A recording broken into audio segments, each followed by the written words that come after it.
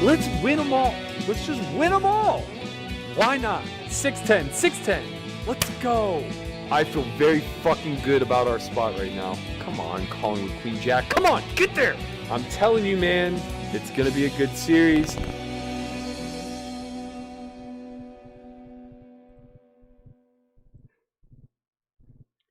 What's up, everybody? Welcome back to another S4Y live stream.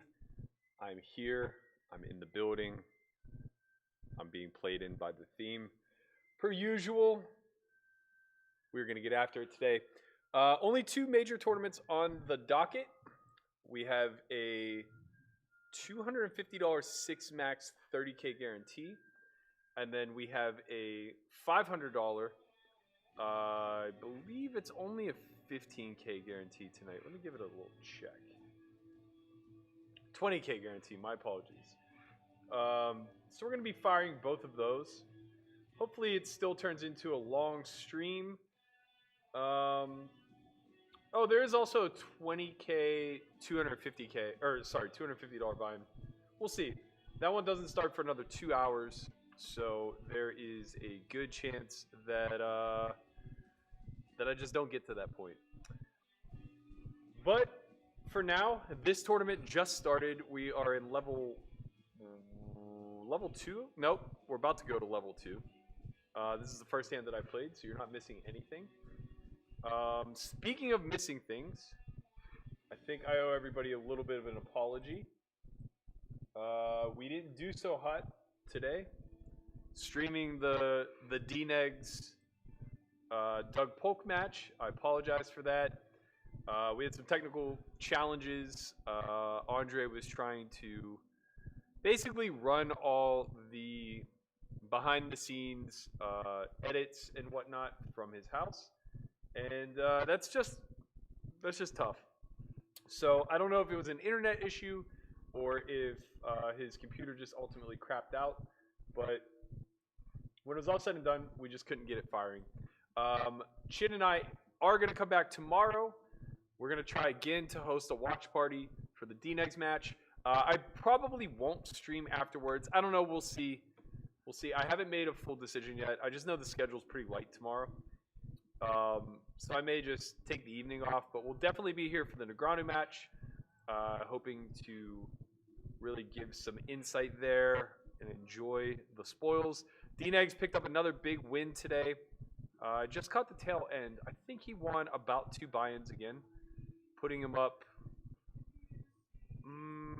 maybe 6 buy-ins total for the match, which, you know, this early against an elite player honestly doesn't mean shit, but it's nice. It's nice to be up 6 buy-ins at any point, whether it's early, late, or somewhere in between. So good for Daniel thus far. Pretty happy with the wager that I made, personally. Here, my note on Basile is play small buy-ins, likely to have it. This board's going to smash him. Of course, he could just be like 1/5 potting with queens. That doesn't really matter to us. We peel a nice card. When he starts checking here, I expect him to have like more of the queens, perhaps. I mean, he is coming from the small blind, so he could be a little bit more linear. I think we just kind of have to go for this, despite the fact that he could have like ace queen of spades. I don't expect him to have much else, like not much ace 9 of spades or anything of that nature. So we're gonna go 3/4 pot here and try to set this up for the river. Queens may peel one more, but I don't really think so. I think we'll face like more resistance from king queen suited. So king queen of hearts, diamonds, clubs. If he made the mistake of checking queen 10, queen jack, this is going to yield a fold, which is good. That gets better to fold in that instance. We may not be able to bluff river, though. He's just going to have a lot of ace-x in range. My read was right, though. When he checks that turn after 5th potting flop, it's very likely to be an underpair to the board. How is everybody doing today? Let me get rid of this. How do I get rid of this? There we go.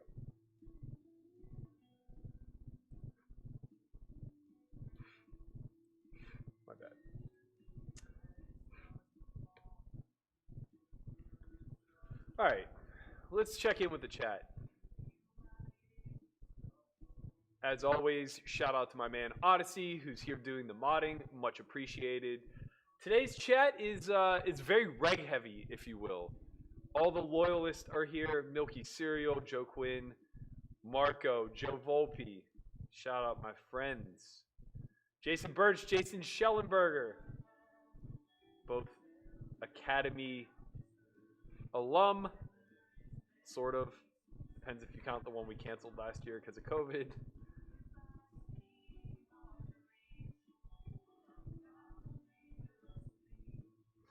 Dreaming of her by my side. Oh, I like that, Marco. We need to get some remixes up in here, the Leroy playlist. You know, maybe get like an EDM remix of Leroy. I'd be down for that. That would actually be pretty fascinating. Maybe I'll reach out to them and see if I can get like some acoustic sets. That would actually be pretty sick. If I get like a live acoustic playlist off of them, just for us.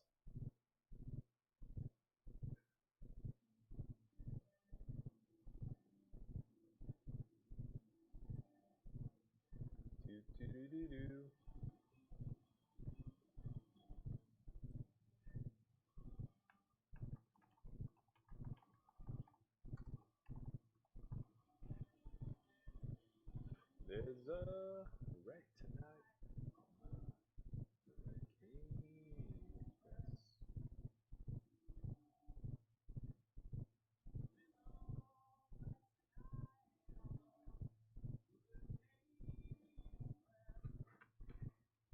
Oh shit!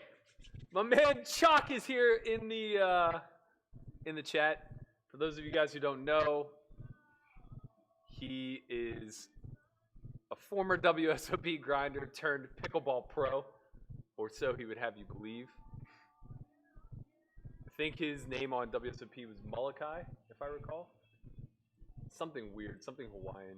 He's Hawaiian as fuck.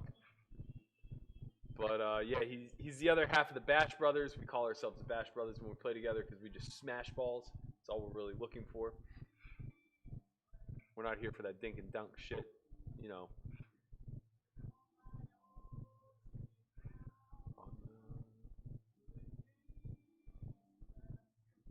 I love that this Alpha Rec thing caught on. It's really fun to have a like a motif.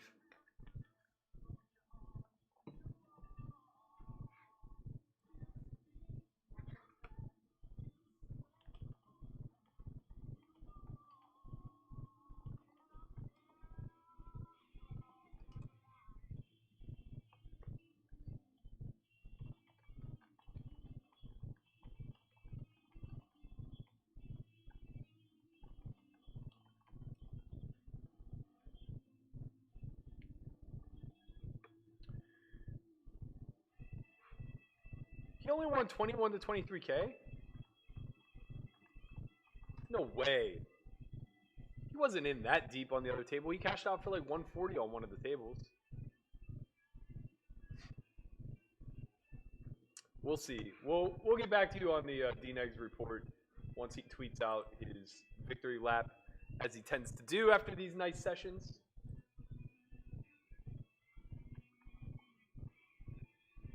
Man, that'd be a real pity if he only won a half a buy-in in a session where he rivered quads versus the nut flush. No notes on Moose, man. We're super deep here. I'm going to go for a pretty big 3-bet. When we're super deep like this, I don't mind taking some linear hands like this and polarizing with them. Pretty favorable flop for us.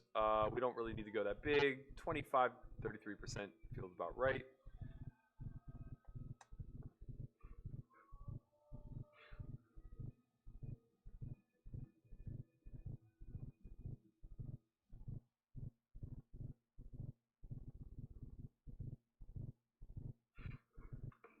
This raise is awfully weird, and one that will work when I have no pair, no draw, no backdoors. What am I doing? I'm drinking whiskey on your grave. I should probably play a raise fold strategy here, but we're so deep that I think this is fine.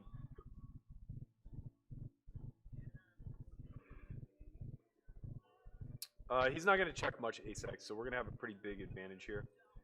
I think one bet's fine, or one blind rather. Chin's already out here getting spicy, talking about thick thigh mamas. I don't know what the fuck has gotten into him, man. I've never seen anybody hornier than Christian when he's back in Jersey. It's just like, this kid is frothing at the mouth. I just don't know, man. I don't know. The kid's dripping with swag whenever he's back in the Jersey streets. I think we just have to surrender this one. We could bet, but we do block some backdoors with the Jack-5 suited. We'd be better off betting like Jack-5 of clubs. I think we're just going to shut this one down.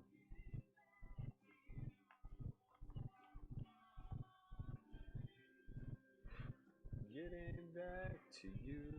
We obviously let it go. Good evening, Ryan. How are you?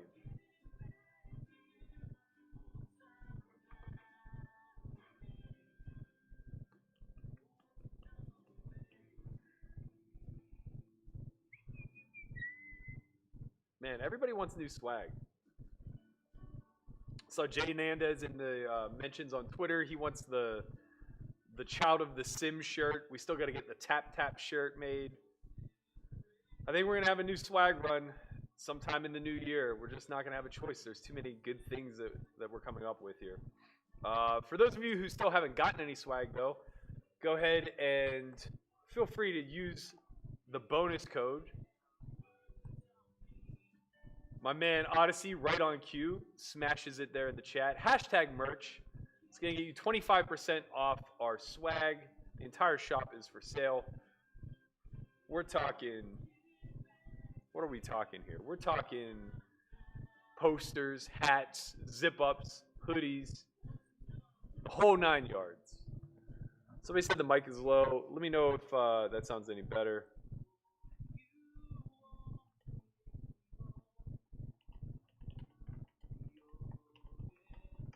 I turned it up a little bit. I didn't touch anything, though. It should be the same as last time. Shout out to Michael McLaughlin. I almost butchered that. Said he ordered S4Y gear Tuesday. It's being shipped out today. We appreciate the support, my man. Thank you so much. Shout out to Brian LaManna, the manager, if you will. Getting those orders in the mail ASAP to you and yours. Also, another part of the deal is anybody who orders now via this code gets free shipping. That won't be the case when we launch the good old Thanksgiving Black Friday sale next Thursday. We're not going to include free shipping on that because all you goddamn euros are expensive to ship to.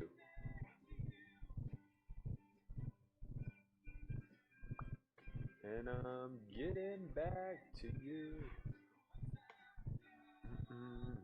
I went with the whiteout today. You know, trying to muster up some ghostly support here. This is what like home teams do in football. They go with the whiteout for the student section in college. I'm hoping it translates. We're going to play a big one here. I know who Adversity 45 is. Who is this? Who is this? Control F. Adversity. Anthony Pagan. There's room to have some flats with ace king here. Given his large size, I think it's probably reasonable to choose this time. But we are so deep that I would just rather stick in a 4. I think we want to go about 20% of stacks. I do expect to be flipping here at a pretty high frequency. I don't think the kings or aces are going to choose the sides this large, but obviously I could be wrong. It's very reasonable too. Very favorable flop for us. We are going to have a bet call off, so we're going to start small. In this corner of the world.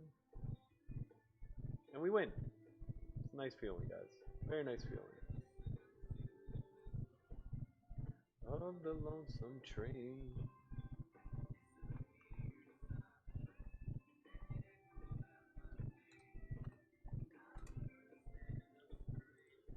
I ever learned to fall on your where they'll bury me. It's my home. You're gonna carry me. Wow. What did this kid win, man? He has 1.3 million in earnings on here.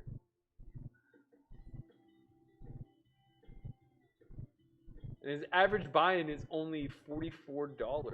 What is going? He must have won a bracelet this summer. He had to have. Had to have won a bracelet. Let's take a look. Like the tide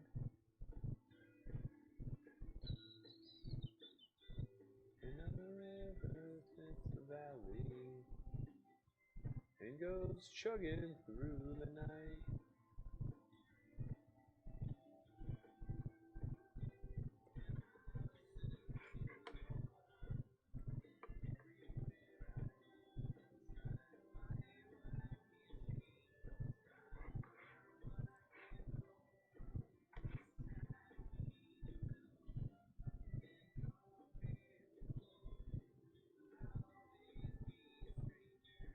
It don't matter where I go, it's my home. They'll bury me. It's my home. You're gonna carry me.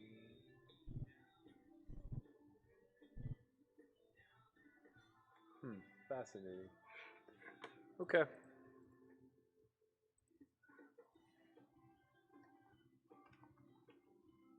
Wait, did Adversity 45 make the bracelet event final table with me? Was he the one who limped the aces blind versus me?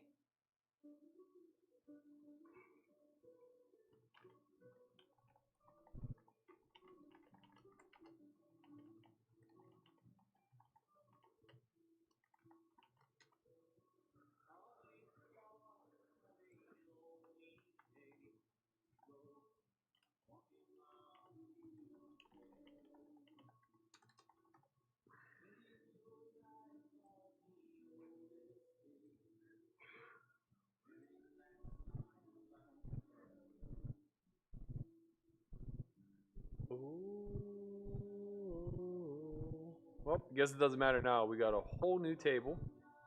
I recognize 4 Niners suited. I recognize Hags. I have a note on Siri. Long night, Selena. I just want to see you smile.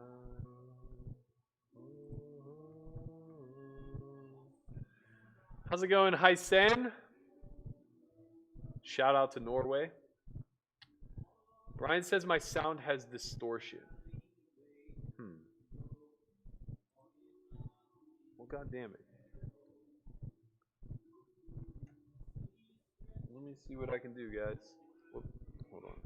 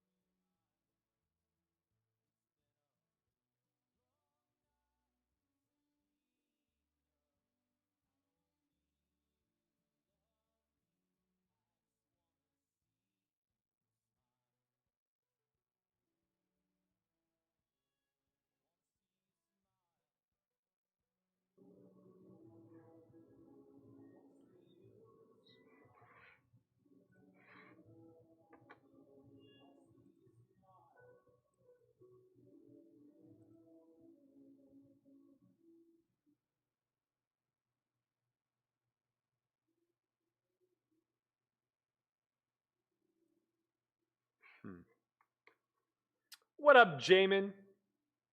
How you doing, my man? I don't even hesitate anymore. I just pronounce your name correctly. It's pretty great. Am I off the enhancers? I look slimmer. If I'm slimmer, it's just because I'm leaner, not because I'm less muscular. If anything, it's the opposite. But wasn't ever on any enhancers, unfortunately. I am a little bit lighter. I'm down to like 191. Usually I walk at like 195. So I am leaning out a little bit. Feels pretty good.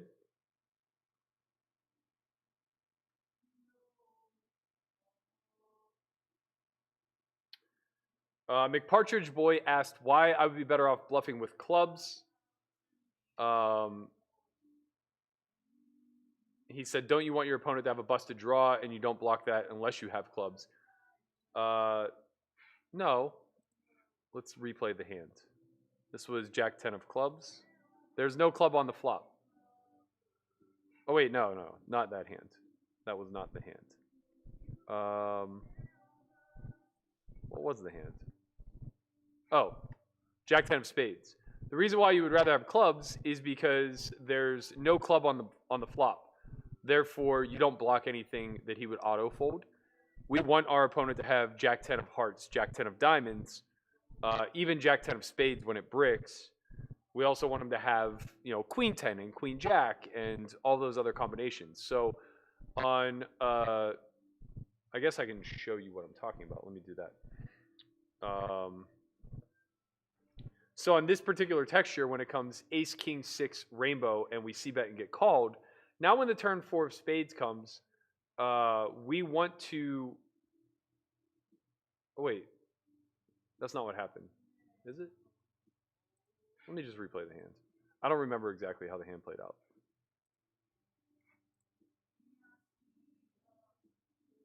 Oh, that's right. We faced the 3-bet. Right.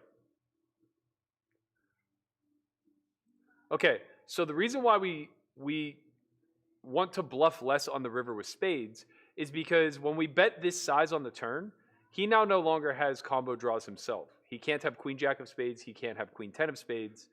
And the biggest reason why we would prefer clubs is because that now allows him to have hands like King Queen of clubs, King Jack of clubs, King 10 of clubs that would auto fold river, or at least likely to fold river.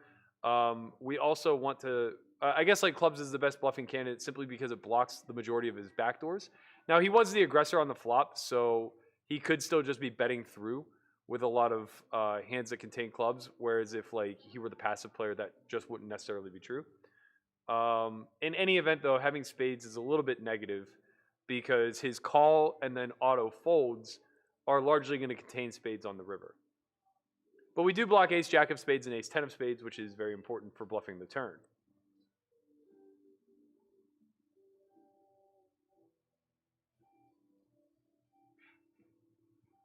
Let's see.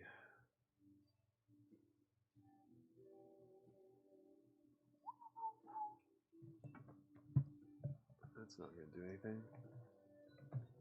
Did Chauncey sabotage my mic? Is that what happened? It's very possible.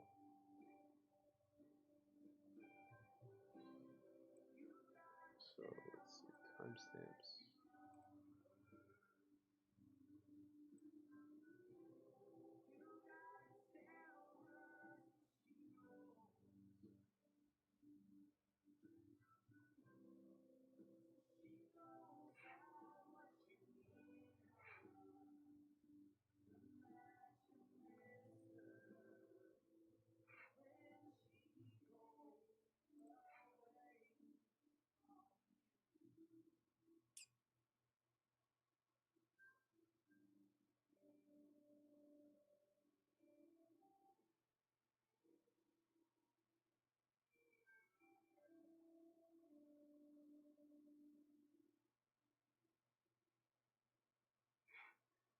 Just have a clear fold.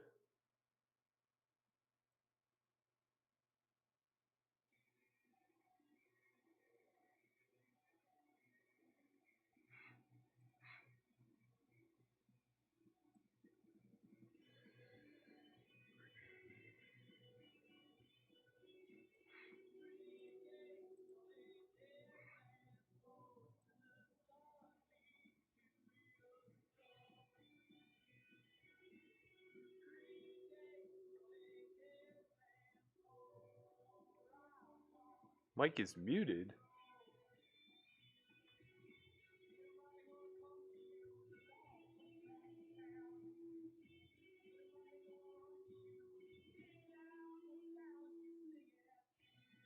What the hell is going on here? It's not muted on my end. Okay.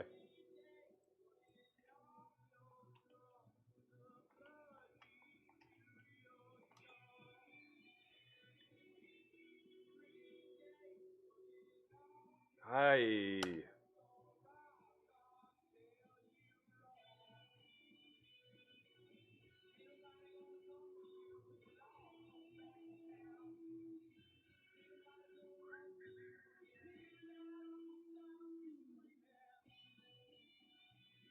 Okay, mic's clear. Let's go. Chin's the only one who said no, because he likes to just torture me, I guess.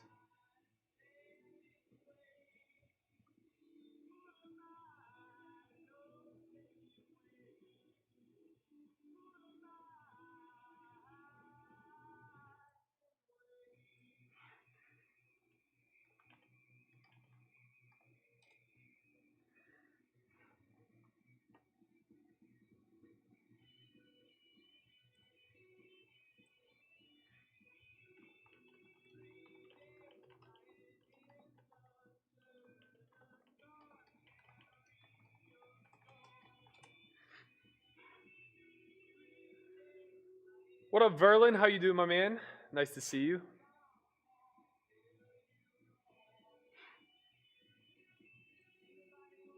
Huh. That's strange. My desktop audio went out. Give me a second to try to fix that. There we go.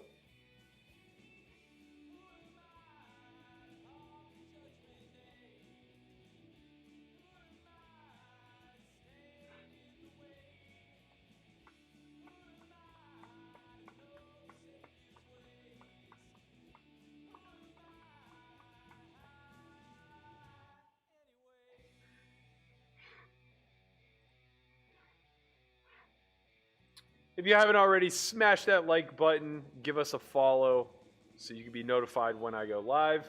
Christian and I are going to be doing commentary on the Polk Negreanu matchup tomorrow.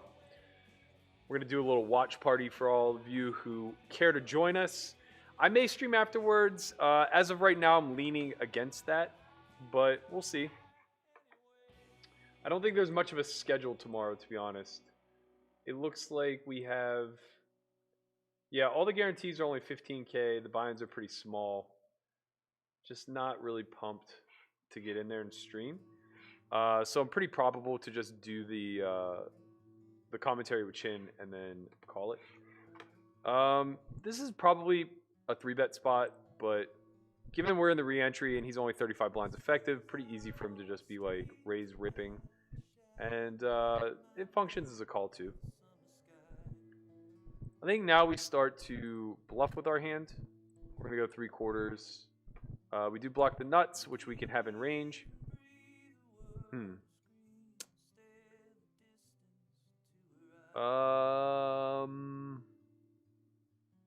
Pretty tough spot for us because Siri can have a lot of the same hands we're repping. I'm going to check. I think we can actually check raise at some frequency because we do have full houses. And I don't really expect him to have a lot of good hands. He instantly bets, which I don't think a queen necessarily does. Yeah, I'm going to go for this.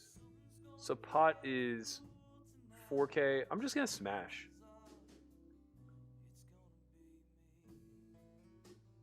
We block 5-6 of spades, which is nice. We blocked 7. Well, having 7-5 of spades blocked isn't really a great thing because that probably... The thing is, like, a 7 and a queen just don't snap value bet river. So he's kind of like, even though his sizing wasn't that polarizing, his action was. He's really repping like 5-6 plus or kind of dust. He can have like, I mean, generally like whenever we shove there, we're probably getting like worse to fold. So maybe calling is actually pretty reasonable. But I would hate to get shown like pocket eights where he just got thin.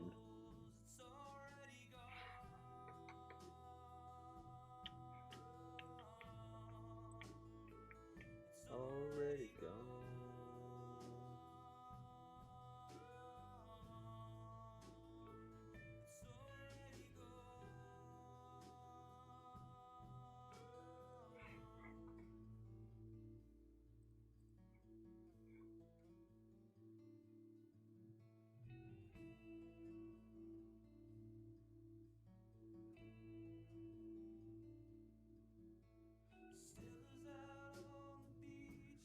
What up, Lily?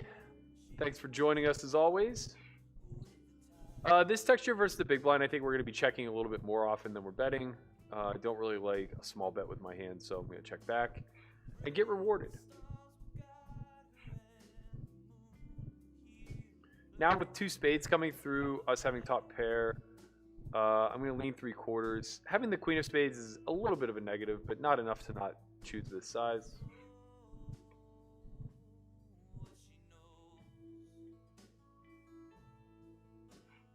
Now having the queen of spades is a bit of a positive. However, not just spades come in, 9-10 also comes in. It becomes a little bit tricky what we're actually targeting for value. But I do think that we can get some thin value here. I think half pot suffices. Getting shoved on would be pretty brutal. With the queen of spades, it's close. I don't think 9-10 necessarily rips. It's tough to find his bluffs, though. He would have to have like a single spade with a 9 or 10 in it. So it'd have to be like 9-8 with the 9 of spades. This sizing is brutal. Now it's impossible to find his bluffs. Oh man, I might have got a little bit greedy here. This kind of reeks of the nuts. He obviously has a range when he calls the turn. That range isn't very many one pair type holdings. I think we are going to have to find a fold. Despite being laid a pretty good price, we're getting like 3 1/4 to 1. What bluffs can he fall into here? It'd have to be like 9-8 with the 9 of spades, 10-8 with the 10 of spades, 9-7 with the 9 of spades, Queen 10. No, Jack 10 with the 10 of spades. Oh man, this is so close. We're getting too good of a price. I'm just gonna call. Wow. What is he doing? What is he doing? Was that a bluff? I mean, the 9 is somewhat relevant, but no more relevant than my queen of spades, I guess. It's certainly probably less relevant than my queen of spades. He did choose a size that 9-10 would choose, which I can respect that much.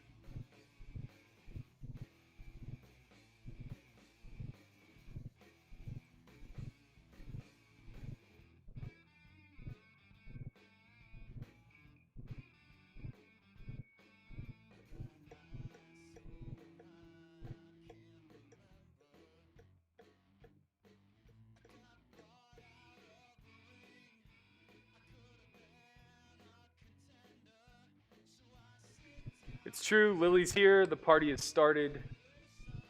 Let's get this show on the road. Shout out to everybody out there repping the Alpha Rec gear. We really appreciate you guys.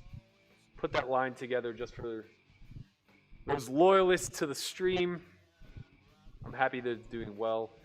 Okay. What do you got here, John? A little light, but we're going to peel. And we're going to check fold.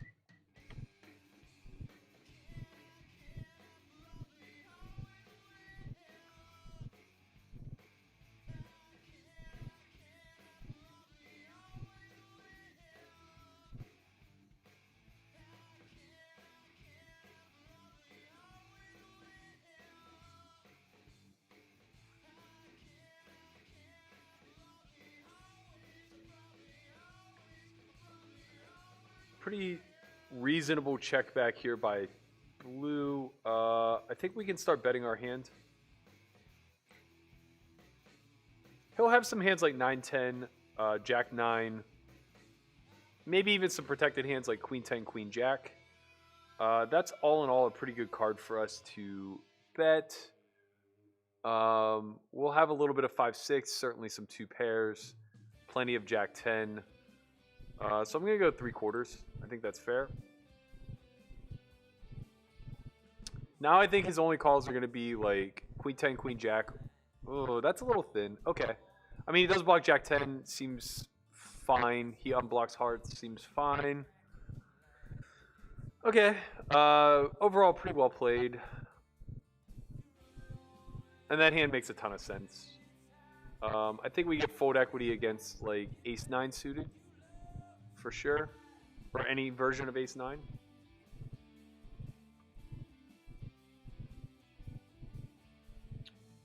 We want to go...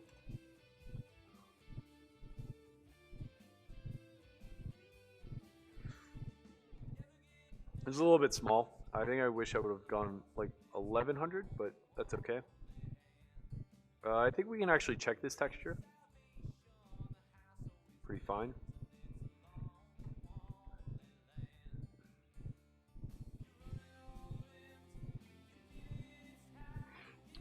Yeah, Chen, I think you're right. I think overbetting turn with the Ace-5 of spades is pretty good. It definitely removes some of the river play. Now we've improved the pair status.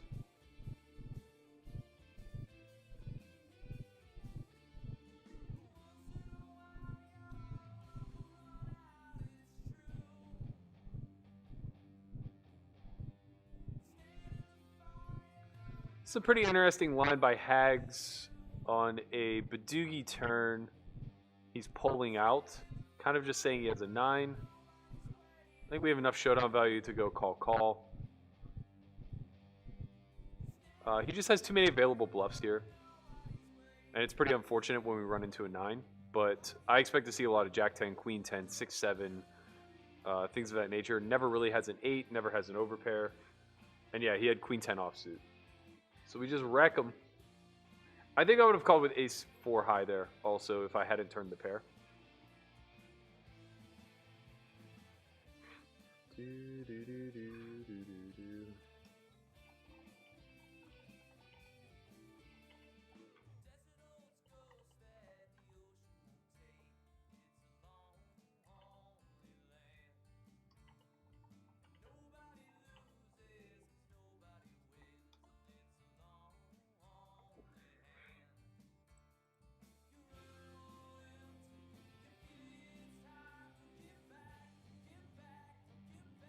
You lonesome fire. Thank you, David. I appreciate the kudos. I almost didn't call there. My hand kind of wanted me to fold, but here we are. We find it.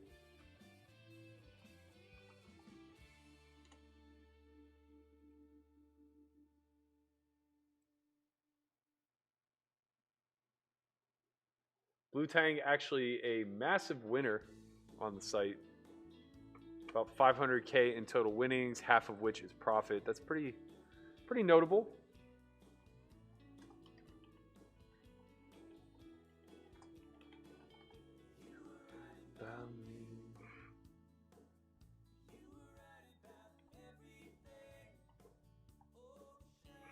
Ross Gottlieb is who Blue Tang is.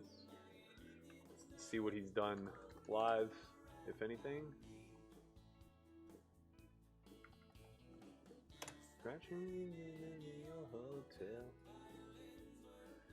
Kevin Tipper says, when we training, man? Get your ass out here. I'm on it. I'm 6 days a week right now. Let's fucking go. Oh, but honey. Yeah, not much in the way of live results.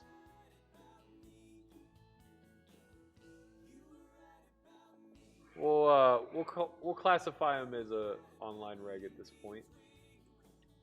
Respect to his results, though. Very, very impressive.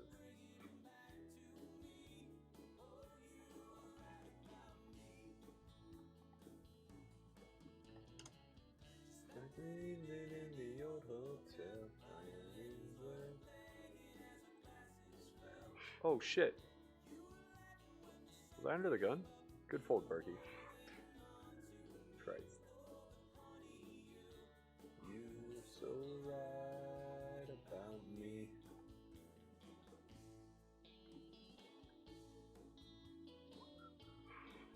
Hag's also a big time. Oh. How did I end up playing this hand? I guess I opened.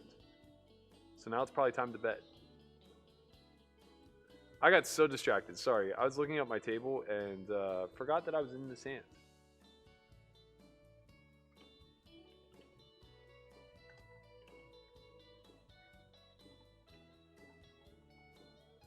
You were right about me. About everything. Missouri Fat says, "What's up, Berk? Glad to see you're gracing the stream streets with your presence. I got something to watch while I grind. May the sultry sounds of Leroy propel us to victory." That's what I'm talking about, man. Let's go. Little Leroy in the air. You know? Double stack early. Playing fucking well. SS the G. As you can see, Odyssey hit you with the hashtag merch. From there, you get your 25% off code. By all means, go nuts. The entire shop is for sale.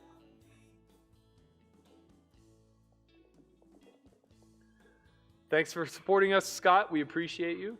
Hope you enjoy the gear.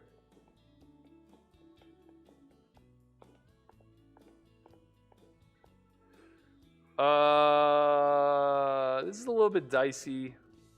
We definitely have the best hand at some frequency. I'm not so confident we have a fold here versus a big bet. And now I think we definitely have a call down. He's going to have a lot of one heart hands that check back flop. Most of which I think are going to be like 10 high hearts. This is a pretty strange line. He obviously could have ace 10. That would be pretty unfortunate for us. And he can have 10-9. Again, pretty unfortunate for us. He could have checked back hearts, but what are we going to do? We improved the showdown value. Yeah, he did have 10-9. That's unlucky. We were right there. We made the unfortunate mistake of making a pair. I think we probably could have called down queen high on a brick river. Pretty close. The important thing is recognizing the turn size isn't really incentivized. I think that's a strange size to choose after checking back flop on that card, in my opinion. But I could be wrong. Maybe that's standard when he turns such a range advantage card. Even if it is standard, I still think my hand becomes a call. Justin Bishop says, "Do you use a HUD when you're playing, and do you recommend using one?" I've never used a HUD, and on WSOP you can't use a HUD, so that's where we're at. That is where we're at. Can you heal that holy road? Man, a lot of crushers at this table. 4-9 suited, also crushing the mid stakes.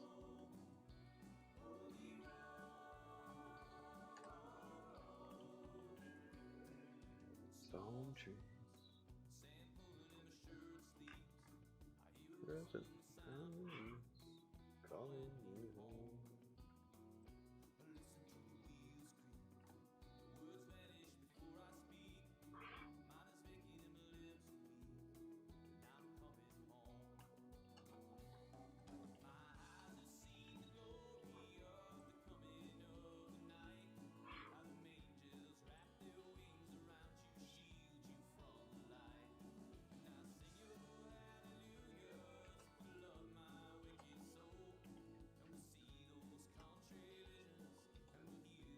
Holy road, holy road, holy road.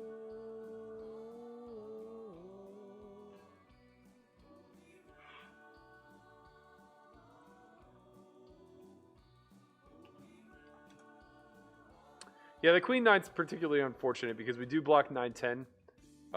We also don't expect to run into two pair, really, ever. You could have king queen with the queen of hearts. That's about it.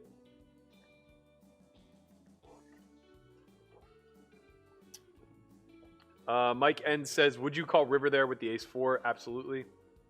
I just still think Turn is so overbluffed that I have to call River. If he has a 9, he has a 9, but that's all he's repping. And there ain't no turning back. Now see your hallelujah to love my wicked soul. Country visions, you hear that holy roll.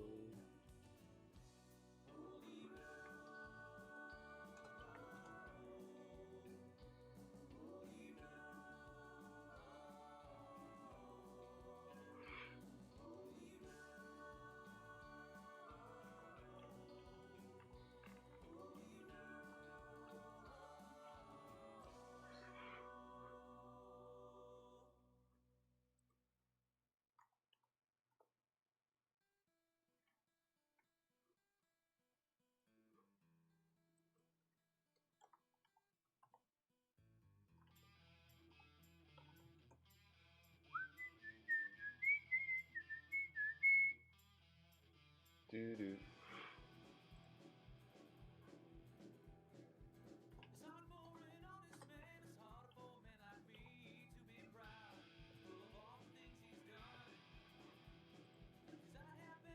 All right, guys, we've made it to the first break. Sorry, I don't have anything lined up for the actual break itself. I'm going to take a quick one, and I will be back shortly.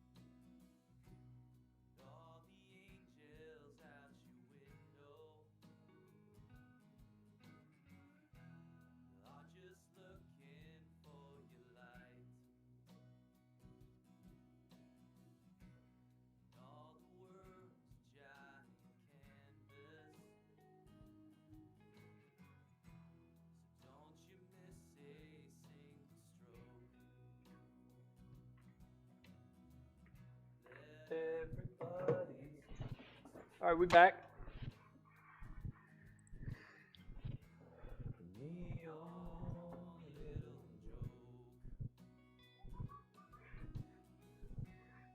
Even Jesus wasn't safe,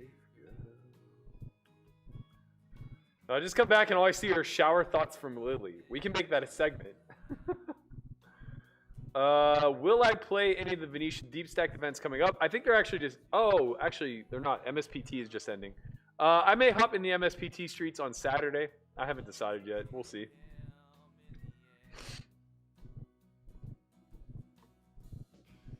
We only get one. Starting stack is 20K, or sorry, 10K. So we're up 5.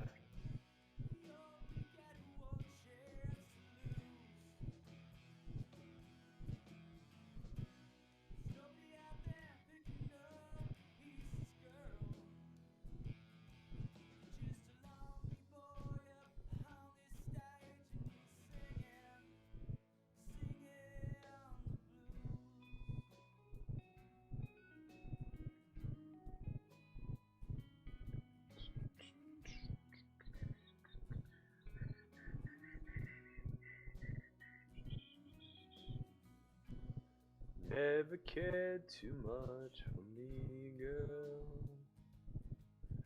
Yo, honestly, I used to eat Nestle Quick Powder by the spoonful when I was a kid. I would literally just gobble it. I didn't have any milk.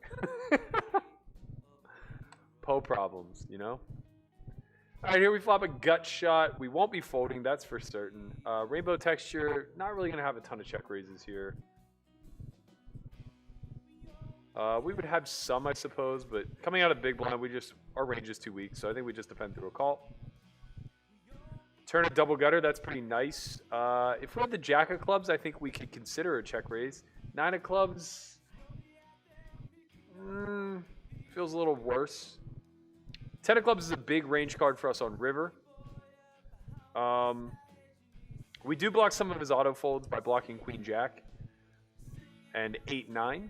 But I think 8-9 bets the turn. And having the 9 of clubs here is sort of nice. Doesn't really block too much other than 8-9 of clubs. Ace-9 of clubs. We get it through. I was a little rushed there. I think pot is maybe a little too aggressive. I think I'd like to go 3/4, but I don't have a time bank.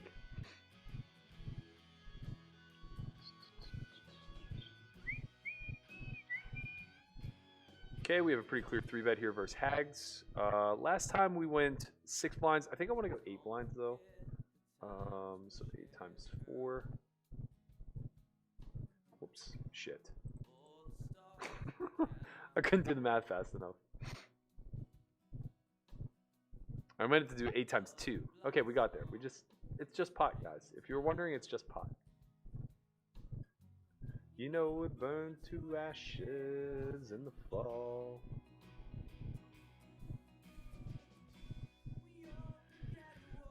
What up, Christian Fremont? Said, good luck. Love your S4Y podcast, especially with the Brainiacs intro song. I can't remember who sent me.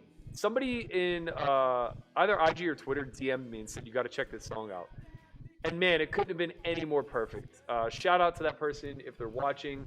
Really appreciate you turning me on to, I can't remember the guy's last name. It's Marlon something. Marlon, what is it?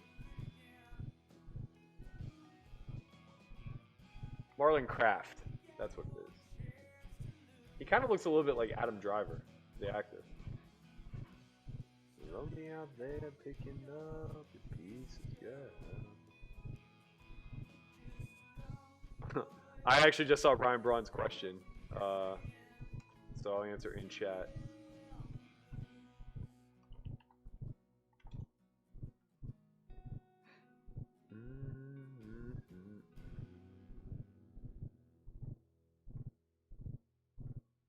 John Clark says, you can use range charts in WSOP, no? It's gray, but yeah. I mean, it's pretty difficult to police, I think. Okay, okay. I think we can go small 3-bet here. Actually, we're just gonna call because it's really problematic when we get shoved on.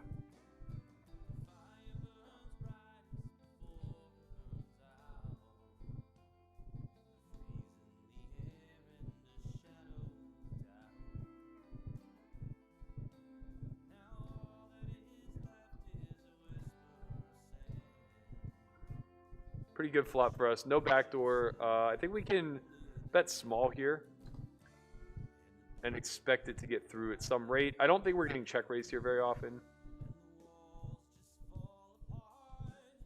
We're going to go third.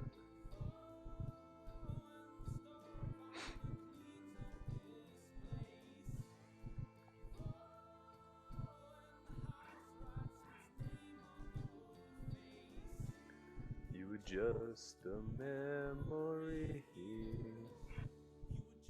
Just a memory.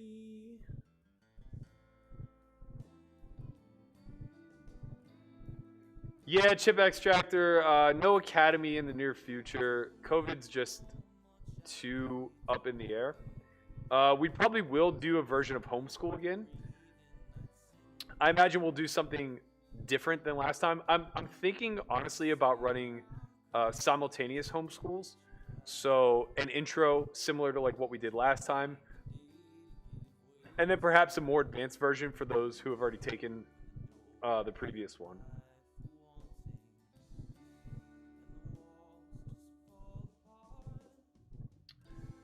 Wally GC says, excited to see you stream, Burke. I hope this question doesn't offend you. Why are you interested in playing these smaller stake MTTs? Are they bracelet events?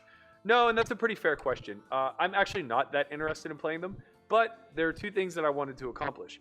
I wanted to get back in the streaming streets a little bit, especially with the Polk and Negreanu thing going on, and playing while I do so is a good thing. And then secondarily, we have a 10K main event coming up next Sunday that I really want to kind of like sharpen my skills for. If you watched my last stream, I was super fucking rusty. I misclicked off a bunch of money. I just made a lot of small errors that I would like to clean up. And the only way to really do that at this point is to get in reps. So these streams are very helpful to me. They help me solidify my strategy. They help me, kind of test some things here and there, see what I could do a little bit differently than the field, et cetera, et cetera.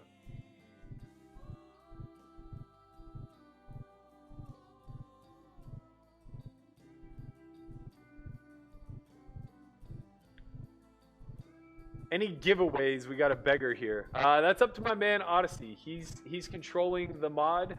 He is the man to talk to. I'm not sure what we have in store. We'll see. We will see.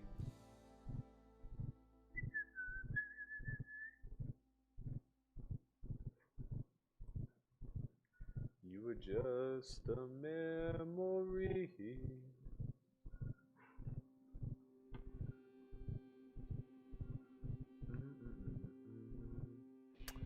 What up, Lampkin? How you doing, man? I actually just Googled you. So welcome. It's good to see you here. Take it easy on me. Don't embarrass me on my own stream, man.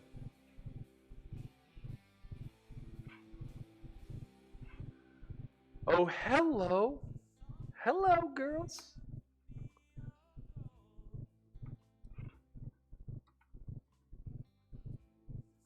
The daddies are here.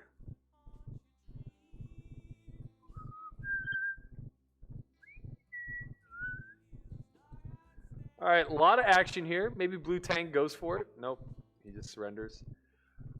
Interesting flop. This is a board texture where multi-way, I think, would be pretty heavily incentivized to check a lot. Given that we do have kings, and I expect hags to connect here with like some 9-10, Queen 10, Queen Jack type holdings, I'm actually going to bet. I'm going to bet on the large side. Not having a time bank's fucking brutal. It's my own fault. I dusted it, but having a king of spades is nice whenever we play this bloated pot. We don't expect to be against very many good made hands. No two pairs. No pocket jacks, I don't think. They probably 3-bet free. Hags is going to be in a spot. Looks like he's just going to let it go. May have just been some backdoor hands. Coyote.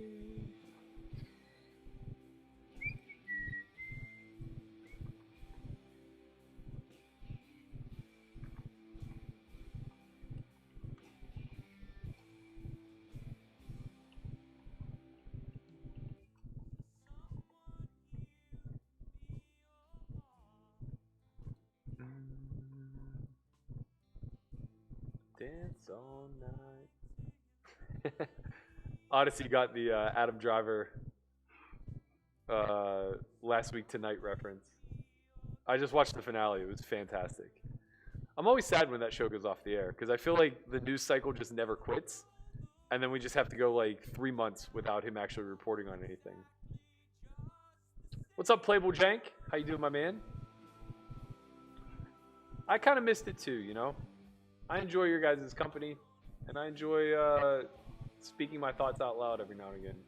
Speaking of speaking my thoughts out loud, I have 2 things to say about that. Number 1, we really need to film another season of Poker Out Loud ASAP. I just don't know how or when we're going to be able to pull that off.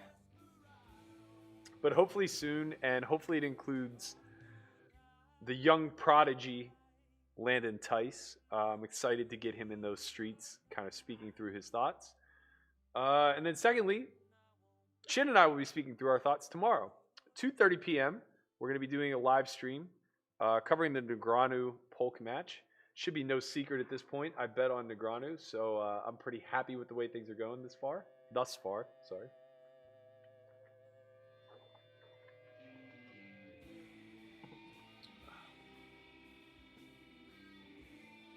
I also have some bad news on the horizon. Chauncey's mother is coming to pick him up right after Thanksgiving. Marley is on her way back to the States. So we're going to lose our favorite office house pet. I might have to get a cat, honestly. He's been so enjoyable to have around. Very advantageous flop for us here that we're generally going to see bet at a pretty high frequency. But with the 7 and no connector, I actually kind of like checking this one back.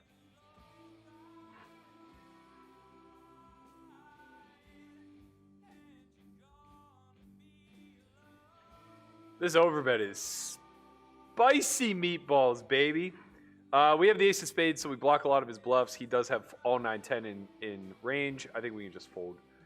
And I would have been checking back other comparable hands. I think I would have checked back like some Jack X with blockers to the straights.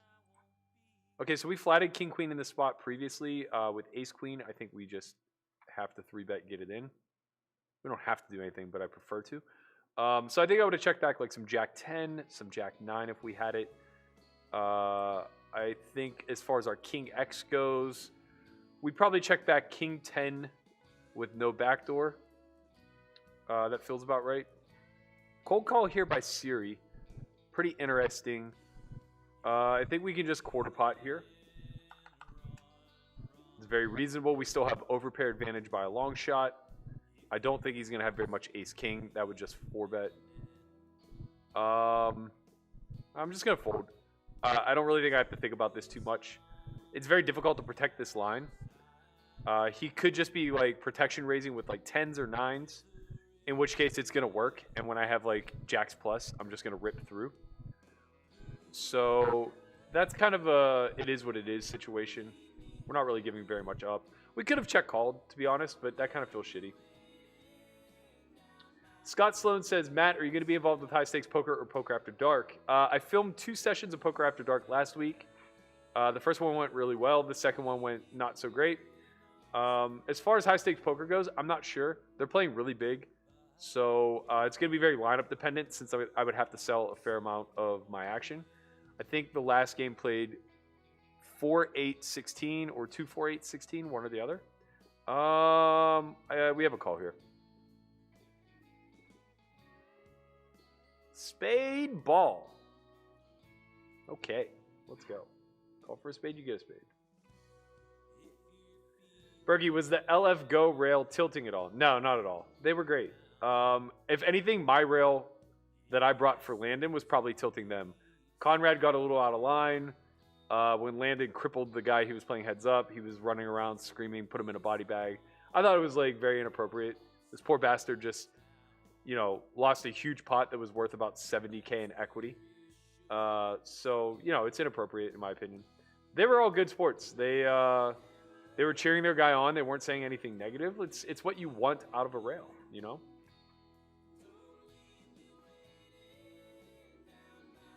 The water's fine. Also, tomorrow, we will be... Man, we have so much stuff coming out tomorrow.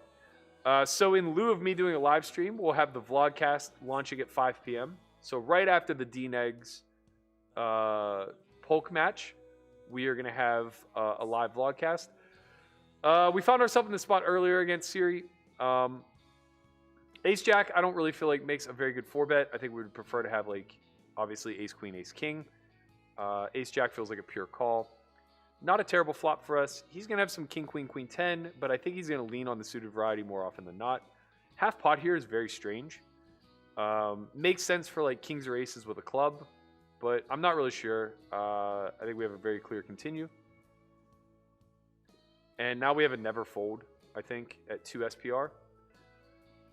He should still be betting this card, I guess. When he checks, it should be with the ace of clubs. Yeah, I mean, this just is what it is. We're going to run into ace king with the king of clubs at some frequency. But we just have a call down, I think.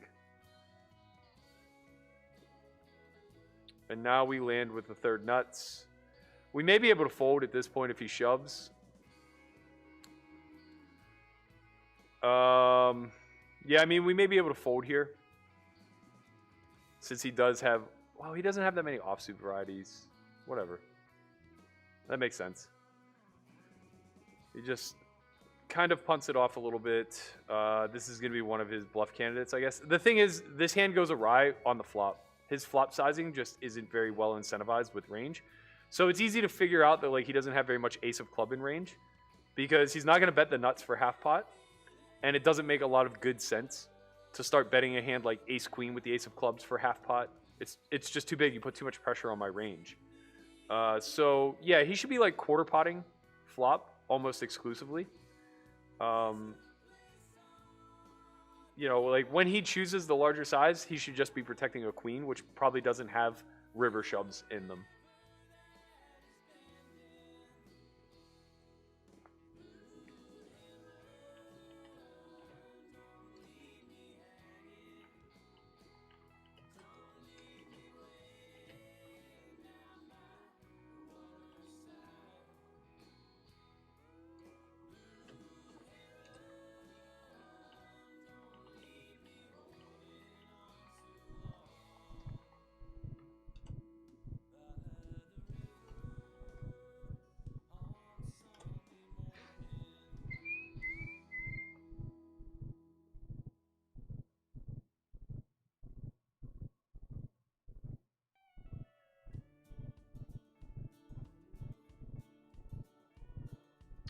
Ryan Braun says, Berks, do you know who coaches D-Negs? I do, but they prefer to remain anonymous. Ironically enough, they offered to work with us way back in 2016, and we just weren't really in a position to expand. We couldn't really offer them what they needed, and they went the private way instead and just killed it. What up, John Festino? How you doing, man?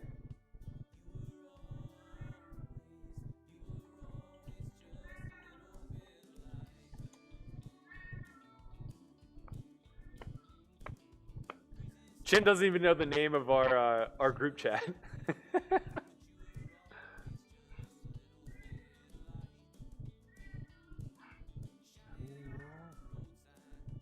Bringing me back home. We're chip leading, boys. In case that wasn't clear. Dicey board. This is a situation where I do think we can bet. And I think we want to go a little bit larger. He has piles of backdoors. We only block backdoor hearts with the ace of clubs, or sorry, the ace of hearts. We do block the queen X of club backdoor, but all queen X is calling, so that's not very important.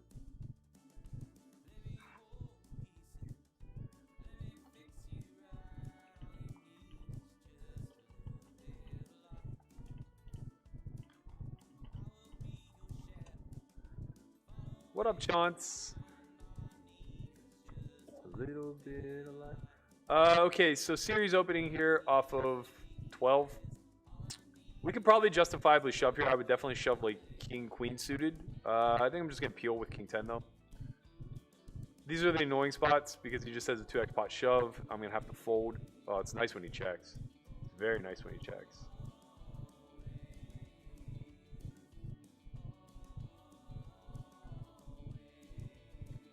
Yeah, we just lose now.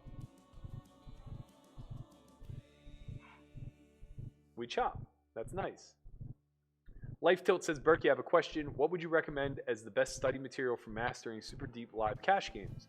We have a 2.5 no max game that regularly plays 1,000 big blinds deep. Thanks. Obviously, I'm going to recommend Solve for Why. We do a lot of theoretical work.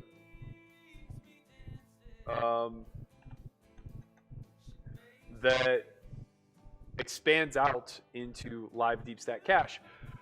But really, the depth, what it really changes is equity thresholds. So essentially what you have to understand is the deeper you are, the stronger your hand needs to be in order to put in a lot of money. So ultimately at equilibrium, what you see is a lot more checking. Now in real life, in these live games, what you actually see is a lot of fucking mistakes for many, many, many big blinds. So there's a lot of meta that takes place there. There's a lot of understanding the value of hands and things of that nature. We discuss a little bit of that. So something like the exploitative matrix is a good example, the course that I do on S4Y TV. That'll give you a little bit of insight as to the mistakes that weaker players will make whenever they're 1,000 big blinds deep.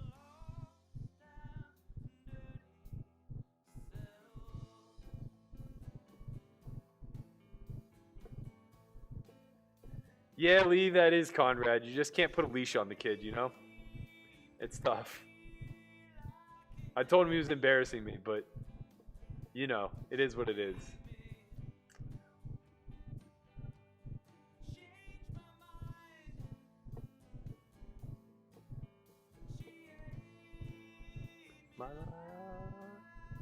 A cancer. She made me lose my mind.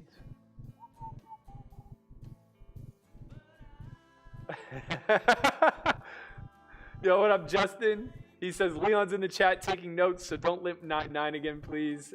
You got it, man. I'm just going to be here doing the diligent work, as always. We got my favorite hand here under the gun, called by 10 blind stack. This is shitty for us. He's going to have a lot of pocket pairs. I'm not sure like what he's not just jamming here, to be honest.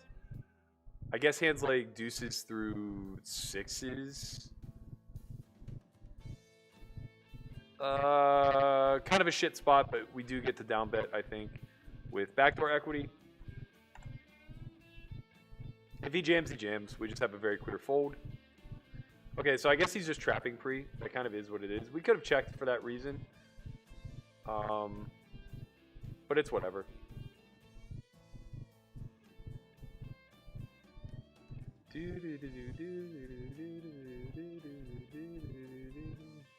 I feel you, Cash. Cash Hepper says, the way you feel about the end of last week tonight is how I've been feeling about John since 2015 when Jon Stewart retired. Honestly, man, it's like it's the same thing with the Newsroom, like only lasting 3 seasons. I always look back on stuff like that, like guys like Jon Stewart who were just so fantastic at keeping up with current events, and then that show Newsroom was just like so eloquent at taking like real world events and looking at them through a reflective lens, which was also dramatic and things of that nature. There's been so much material in like the last 5 or 6 years that I can't imagine how good people like Jon Stewart would be, people like Sorkin being able to write like the 2016 election or rewrite the 2016 election. It's just like, yeah, I just think that like we've missed out on a lot of really fantastic entertainment simply due to the fact that the projects got stale.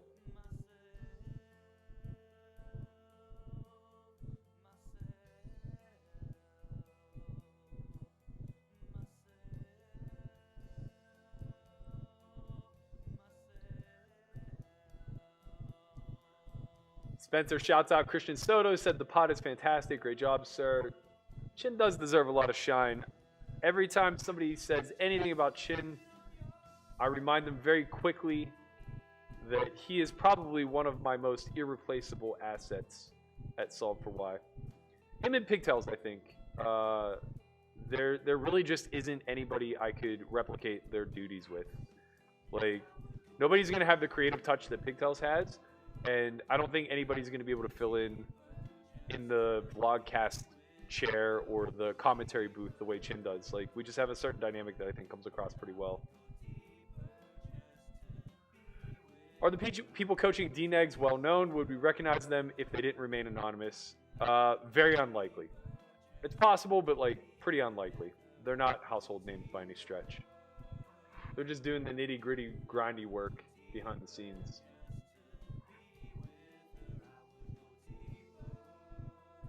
Malakaboo, what's good? You just said hi and then retracted it. I retract my hi. How about that?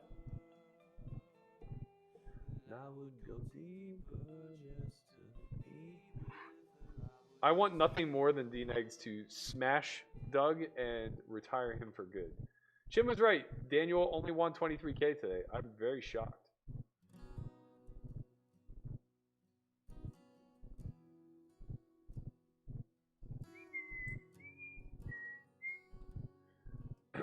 He is up 4.5 buy-ins though, which is pretty nice.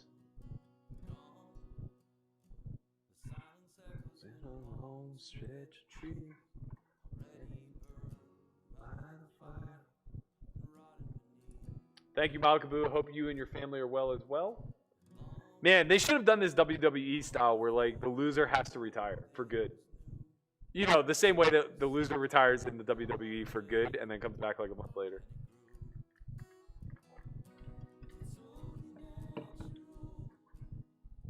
I wish I were better at heads up. We could like play heads up for companies.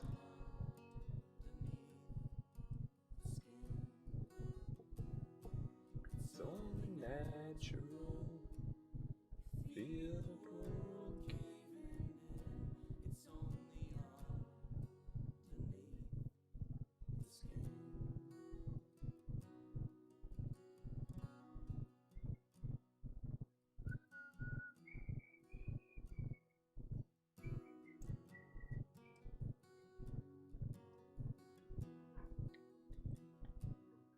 Shout out to all 433 of you. I'm always shocked at the numbers that these streams get. Just a random Thursday stream, playing a little 256 max. First will be like 20K. Maybe. If we're lucky. If we're lucky, first will be 20K. Why do you 3-bet suited Broadway small blind versus middle position, 50 blinds deep? In the olden days, we peel there to see a flop. You just don't do a ton of calling out of the small blind, and those hands just play very well post, so having initiative is nice.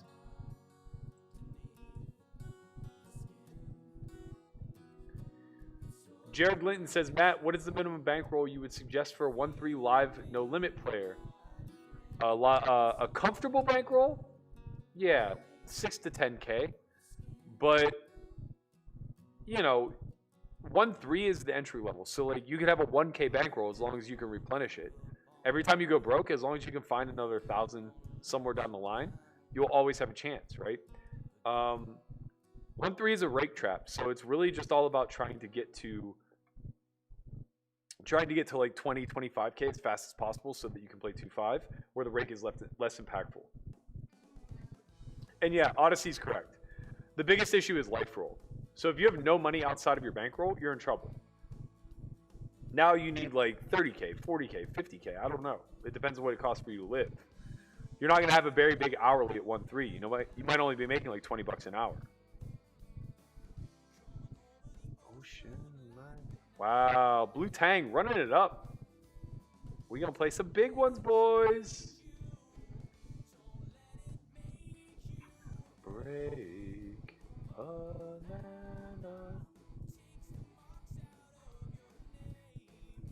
Havana.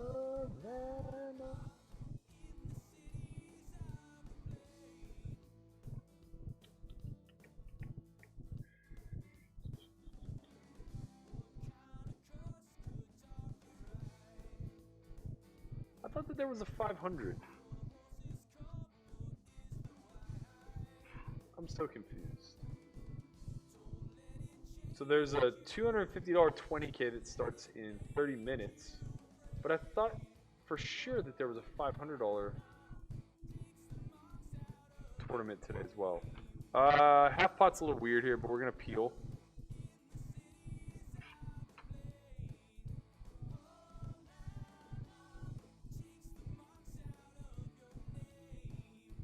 This is very strange. I think we have a natural check here. 3's a pretty good card for us. Can anybody confirm that there was previously a 20K $500 buy-in?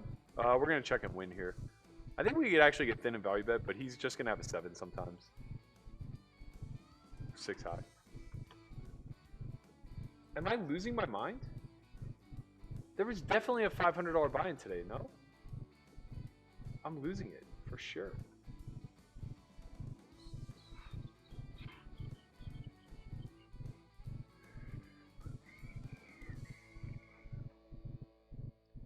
Versus a 20 blind stack, I think we just limp here.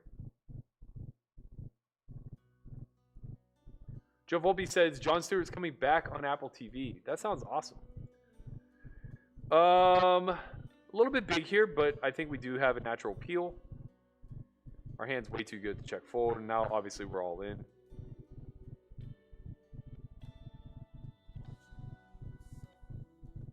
Good luck us. He should have some folds here. Under pairs, suited connectors that we dominate. Some ace highs. Tough though, because like ace 10 calls, but like ace 8 should just fold. Ace 8's pretty much dust. What did he tank with king 4 for? He must have known. He must have known it was coming. Our love is not delicate.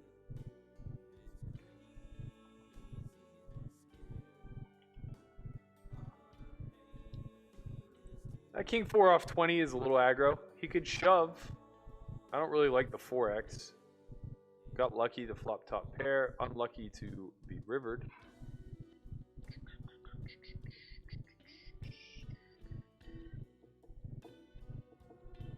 Space Monkey returns, says, enjoy watching you play, man. Thanks for the content. My pleasure.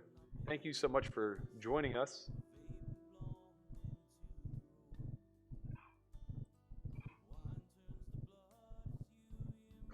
Heads up for companies definitely happens in China. For sure, man. They play for pink slips over there.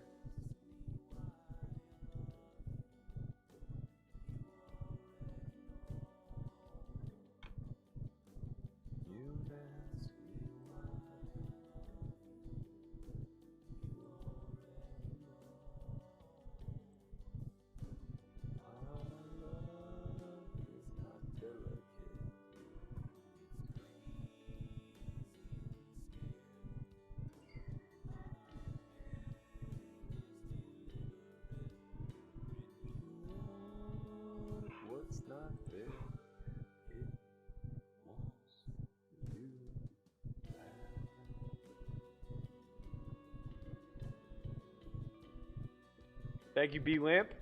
Much obliged, my man.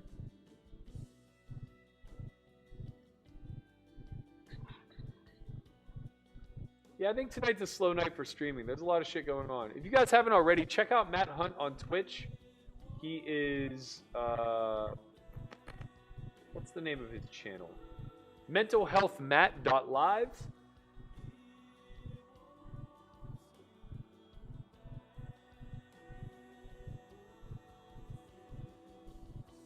So he's doing some pretty cool stuff over there.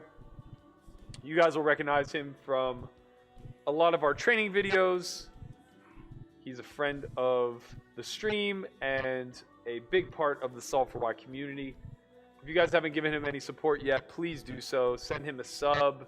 Check out his streams throughout the week. He does a lot of good work.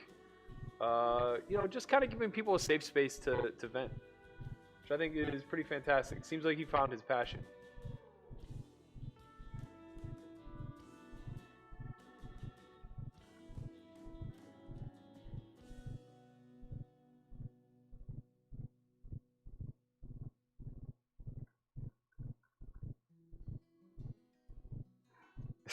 Burke, please stream every night till pandemic is over. I can't, man. My sanity is right on the brink as is. I don't think I could do it. All right, we have a clear peel here.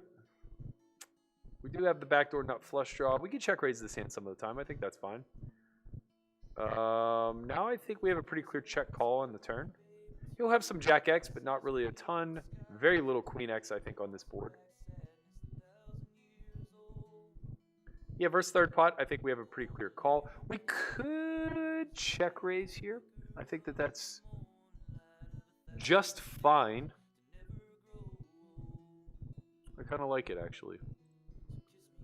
I kind of like it.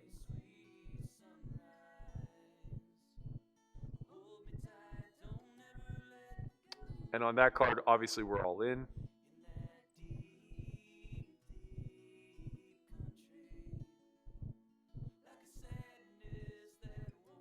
Ayah.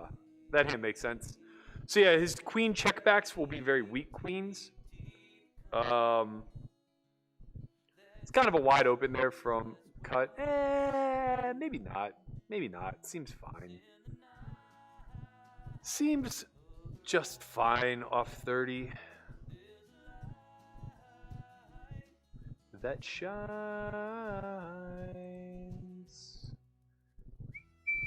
Yeah. Yeah, I think that's fine. Nice little squeeze spot for us here.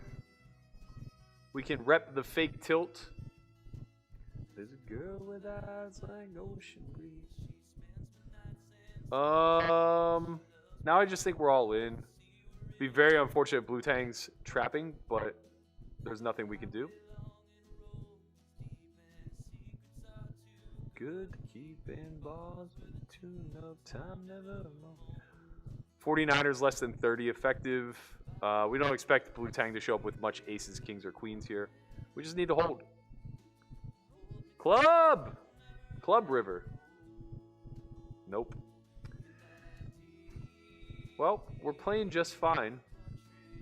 Unfortunately, we've lost half our stack. Fortunately, we still have 2.5x starting. I think he should just be all in pre. I think his squeeze is not great. 30 big blinds versus an open and a call. I think either he needs to be calling or shoving. Not really going to accomplish much by making it 8 or 9 blinds and then facing...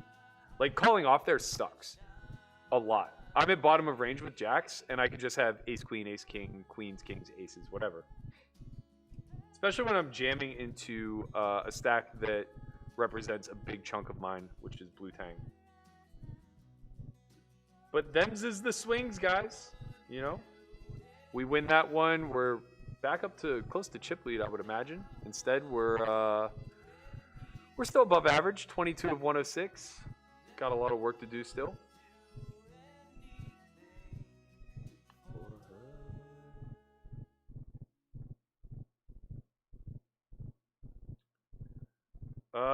Derekino says, is it worth traveling to Vegas right now to play live poker, or should I wait, currently living in Hawaii? How worried are you about getting sick? I mean, the games are good. The games are for sure good. But also, it's just like you run the risk of getting sick, and you're in goddamn Hawaii. It's beautiful there right now.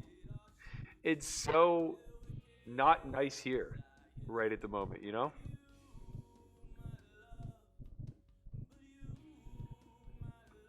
I think we get the range bet here pretty easily. No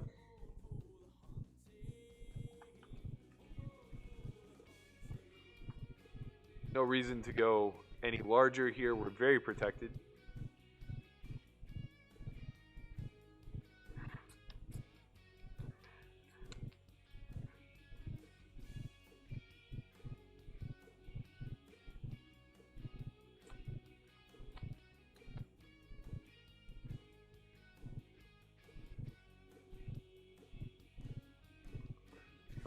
Come back, my love.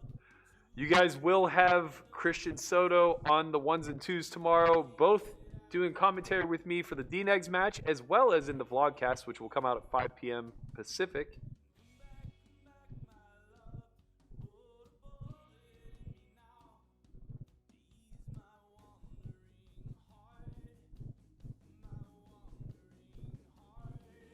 Beats for you, my love.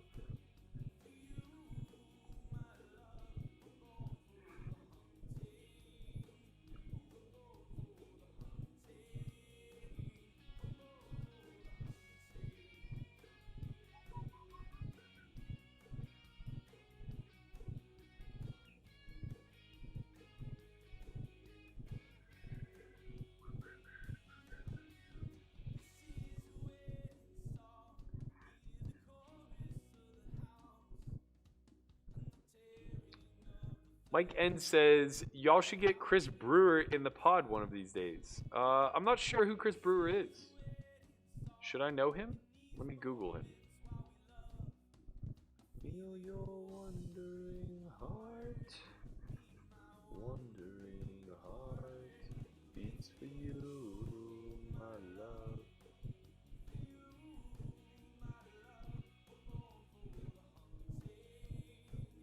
We're going for the hunting. We're going for the hunting.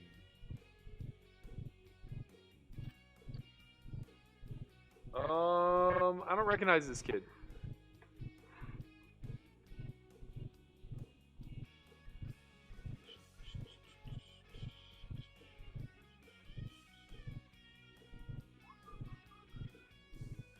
It looks like he may be a vlogger. Let me check out some of his stuff.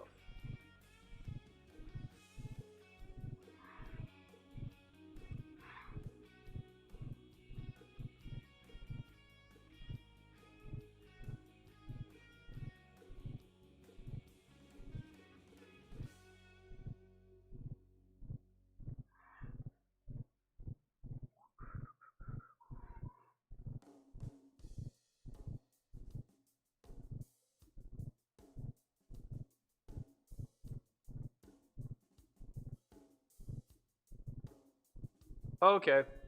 So Upswing JJ said that he plays high stakes regularly on Live at the Pike and was also splashing in some of the big GG games. That's pretty sick. Yeah, it looks like he's super young. Should just have him and Landon do a pod together. Let them chop it up.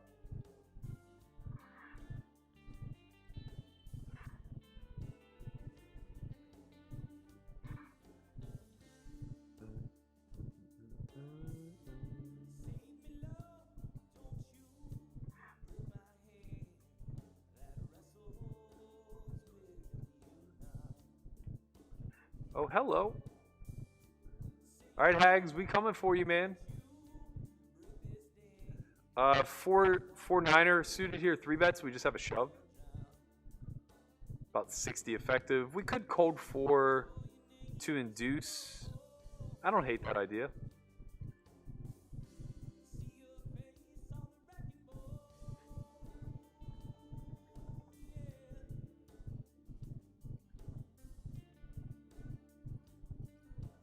Stefan Heiber says Deep Country has to be one of the best Leroy songs. It's actually my favorite without any questions asked. So I do agree.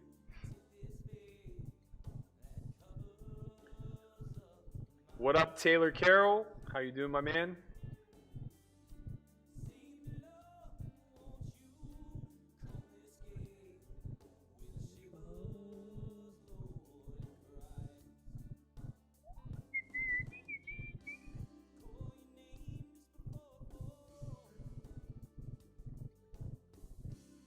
You're very welcome, Jason. I appreciate you tuning in, man.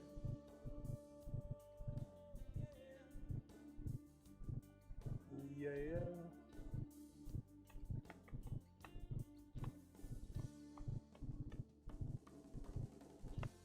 I hear the sirens. Feel the train coming on. Burke, have you done any fasting lately? Not really. I'm not doing anything keto related, so I'm actually on a pretty high protein diet, which is leading to me eating more than 1 meal a day, which is reducing my fasting time, yada, yada, yada. I still fast probably like 12 to 14 hours a day on average, and there are some days where I fast longer. Like today I fasted probably for 20. But yeah, I'm not nearly as regimented as I am whenever I'm trying to do keto.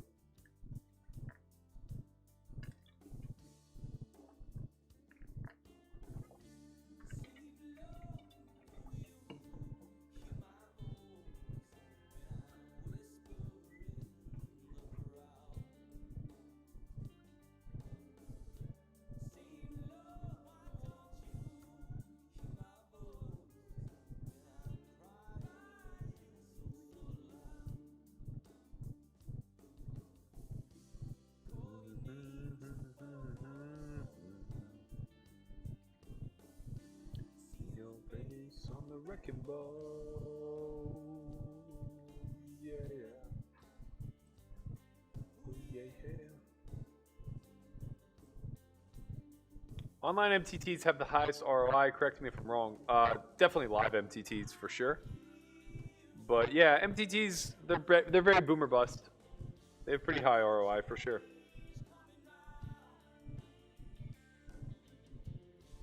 Light surrenders to the darkness in this water as you drown.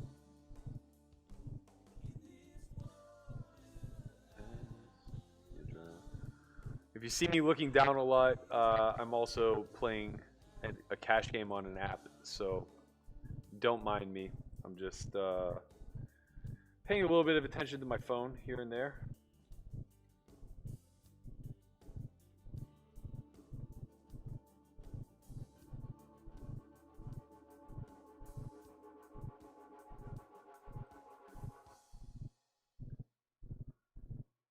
Oh yeah, Odyssey, we got to get you in those streets, baby. I have a little bit of showdown value here on the end. I think it's actually worth value betting. I think it's a lot of ace high. So we're just going to go for a block. I don't expect him to raise very often. The only queen I think he would slow play this long would be like queen 10. Yeah, we get him. We get the ace high. Ace jack high. I think if I'm him, I bet the turn there.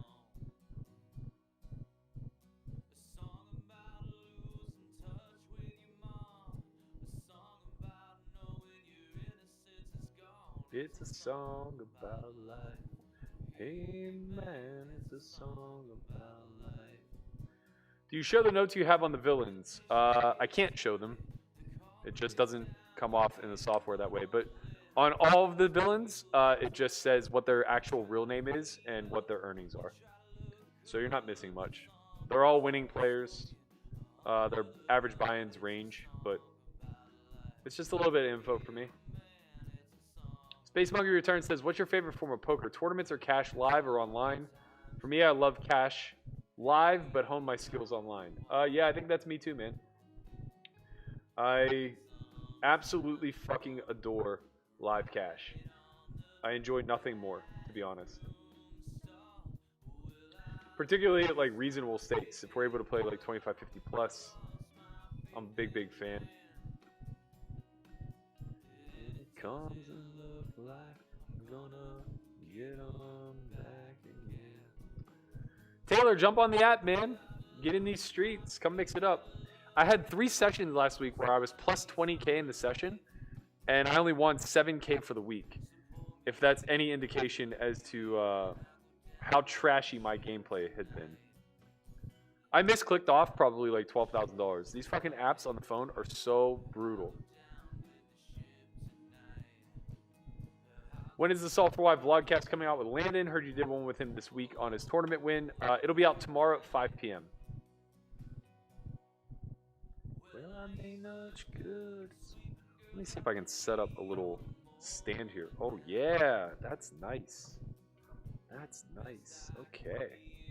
Okay. Okay. I don't think we can call here. I'm gonna lay it down. In Jericho. Songs about life. We were just singing songs about life. And we sang till dawn came around. And the sadness. So it looks like I'm just gonna one table tonight. I swear to God that there was a $500 30K, but I just don't see it in the lobby. I don't know if it got removed or if my eyes were just playing tricks on me.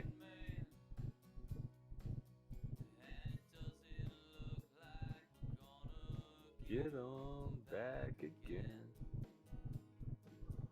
We lost our faith in love, you know we lost our lease. So pour us another round.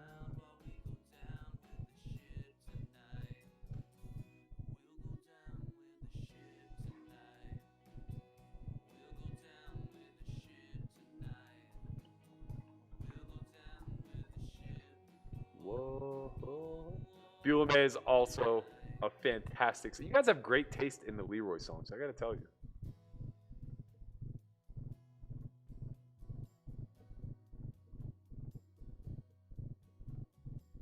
Yeah, I also used to like to do long fasts on Sundays. So Sunday was like my day not to eat. So I would go like Saturday evening to Monday morning. I may still get back into that routine. We'll see. It's been really hard for me to find enough protein, so it's tough for me to like take days off. It's hard to eat like 250 grams of protein a day. Lot of chicken breast, man. Lot of chicken breast.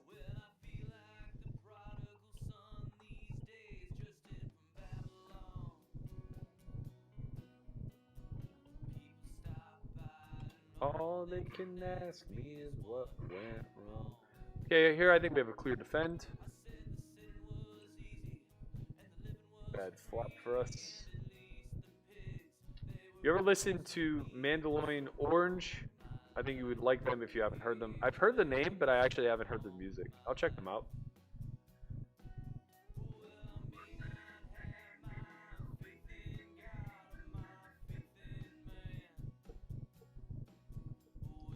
How many can get into the 1K sit and go in Austin? It's a 10-handed sit and go, but I think we're going to run multiples, so don't worry, you'll get to play if you want to.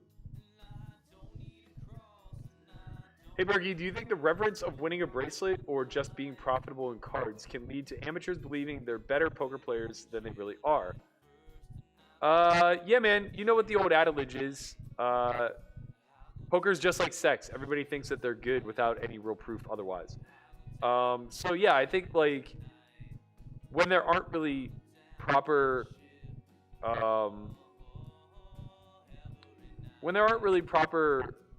positive and negative feedback loops, it's very easy to convince yourself that you're good at something that, you know, it's sheer chance that you've even been profitable at. Every night. The live MTTs are that much worse despite higher entry fees. Yeah, it's not even close, man. Live poker will always and forever be significantly softer than online. The barrier of entry to play online is just so much greater. Like, you just have to be more competent to even show up. And I think, like, WSOP, that's a little less true. We get some looser money here. But, you know, not to the degree where it's not softer to go play an 800 at the Venetian. Left you with a gun. Bang down your head with a gun and cry so loud. But you're giving your man nothing but blues to sing.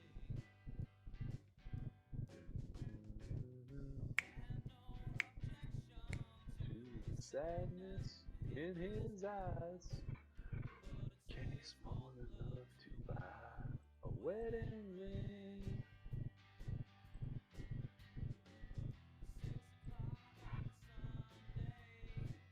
You know I'm on the run. Little Lucy, dry your eyes, let's have some fun. I think we're gonna have a defend here versus pretty much any size. Okay, Jack 9 checks back and plays pretty well. Preston says, thanks for doing another stream, Burke. Missed the WSOP online grind you were on, although I'm sure it's draining for you. It is, but I truly did enjoy it. Half pot here is a little strange. We have a clear call with backdoors. King isn't great, but we do block Queen Jack, which is very important.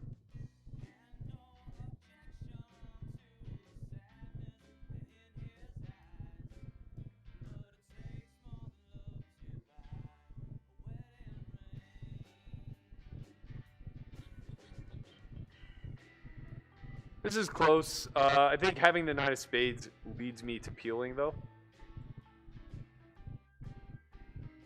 The ace is a pretty shitty river for us. It's fortunate that he checks. I think we just lose to a king or a 10.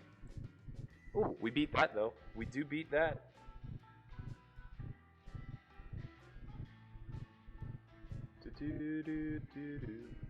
Yeah, I've tried the BlueStacks emulator, Joe. It's too glitchy for me. I would have to take some time to set it up, and I just haven't done that yet. So I'm kind of just okay doing it this way for the time being.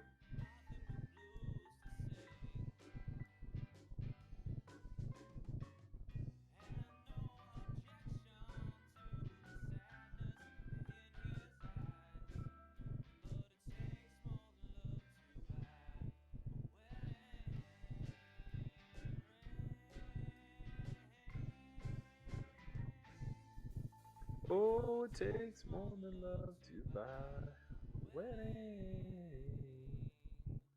ring.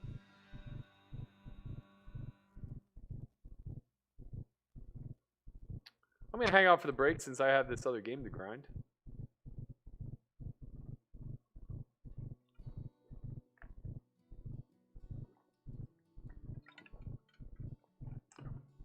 Landon's giving me updates from the Venetian 1600. It's making me miss live poker. I might just have to make my way down there on Saturday. I'm not sure yet. It sounds juicy. Most underrated Leroy song, Underneath the Skin. I'm not a big fan of their third album by comparison to the first two. I will say that Underneath the Skin is probably, if not my favorite, then my second favorite song on that album. Let me take a look. Yeah, it's probably my second favorite. I think The Hunting is my favorite. Surrounded by the silhouettes. Beulah May, man, though. How pure. The song is so pure. With a horse. Only whiskey in the well. 7 circles, time will tell. The bones and whispers names.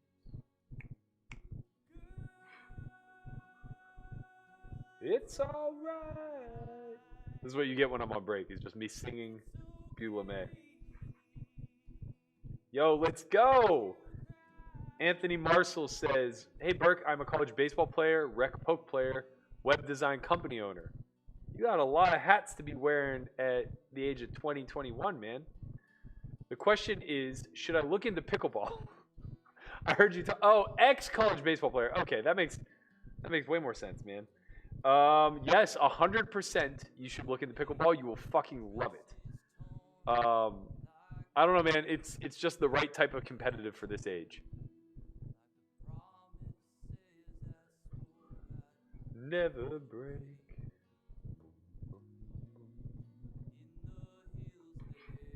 Is a mine. 13 years you spent your life looking for a child that wandered while you slept. Deeper in the earth you go, finding footprints in the gold. Music as you slowly go insane. Girl, it's alright. It's okay. Let's look up Vanilla while we're here. Since I haven't done my due diligence with him yet.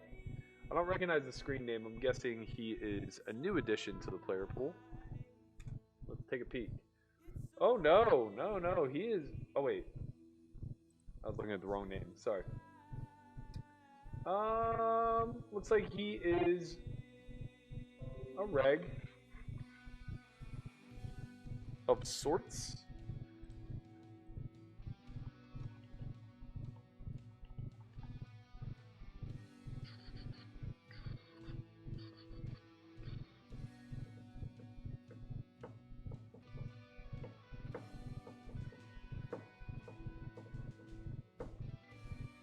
Yeah, definitely get into pickleball, Anthony. You're going to love it. What are your thoughts on Jonathan Berkey? He's the literal best at what he does. I think he mass produces content like no one I've ever seen in my life. And for that, okay, Vanilla. That's ambitious, man. That is very ambitious. Yeah, for that, I think he makes a killing in the training space. I wish I had it in me to be... I want to choose my words wisely here. I wish I had it in me to be that profit-driven. Let's put it that way.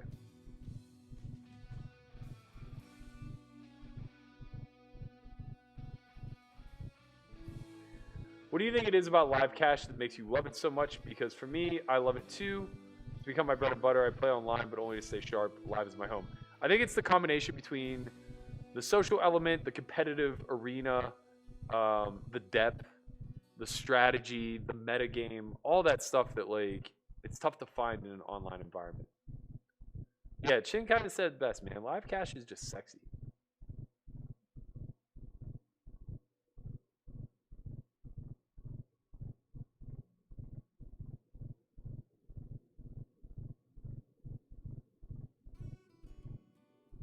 I'm block betting in the app with the nuts. Pretty pumped to face a raise here. I think it's going to happen. Yes! Yes, it worked!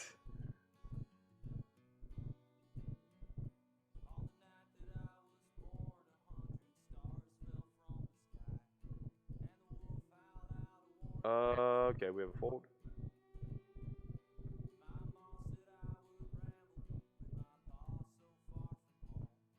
And I danced all night to the cemetery too. No, my cat's not anywhere near me. I don't know what's going on with the mic that we're having issues.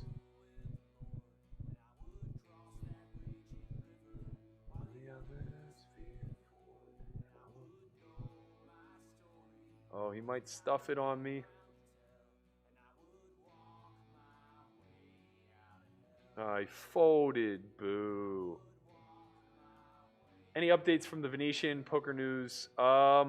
I think Poker News was covering it. MSPT is definitely covering it, so you can maybe check out them.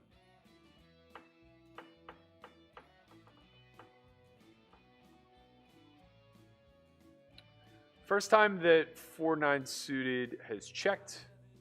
I'm going to go for a small bet. We do block some 7x. Block 7-6, a little bit of 7-4 should he ever have it.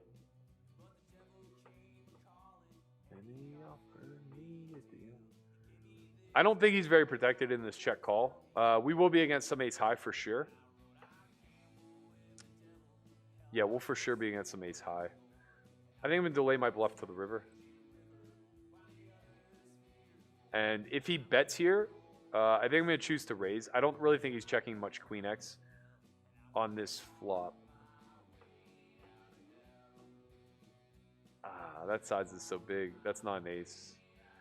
Ace should be betting like half pot. This could be a bluff, which obviously my raise would work against, but feels thin. I'm just going to let it go.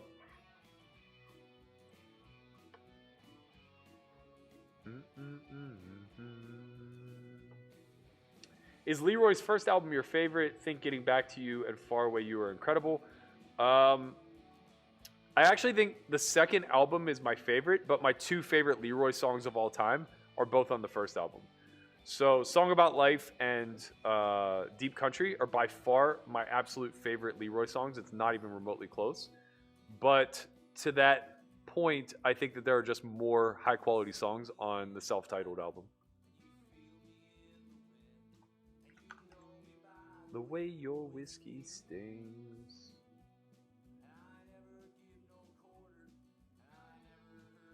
I'm not sure what's going on with the mic. I'm gonna try some things. Give me a second.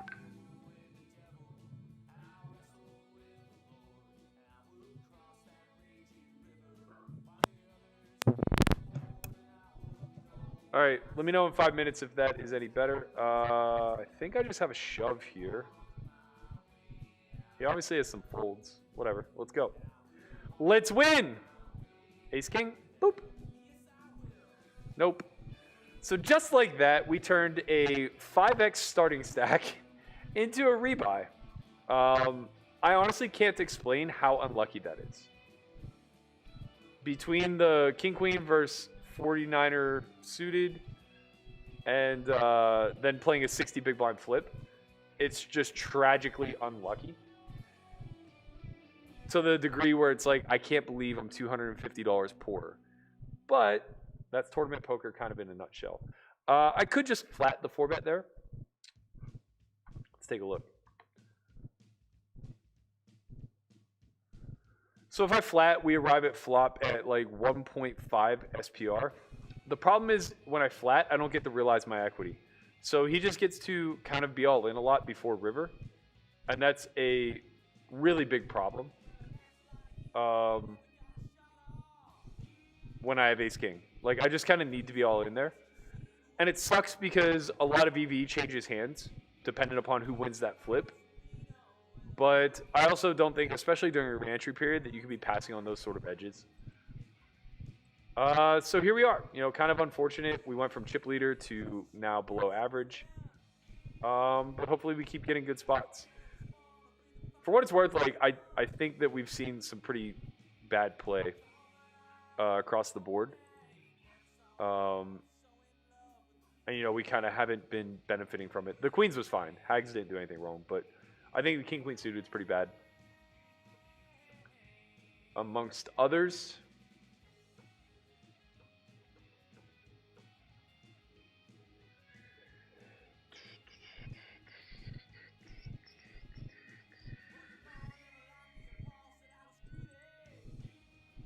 Jaffe just hit the showers. He's one and done. What's going on here?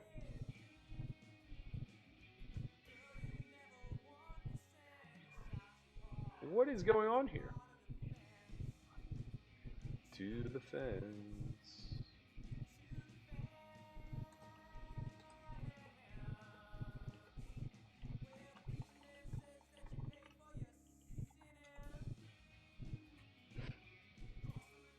Where the dead meet the living. Turn a little prayer for you.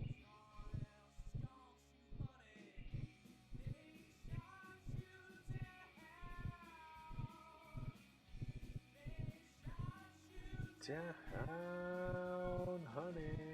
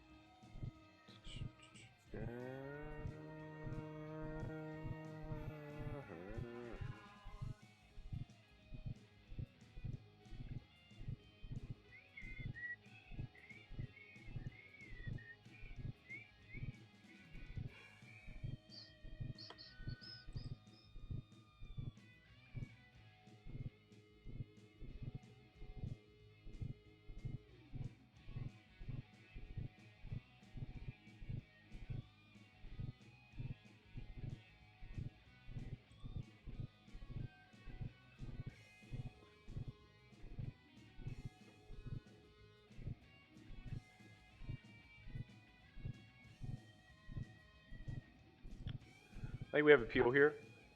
It's pretty light, but I don't think we can fold a gut shot to the nuts.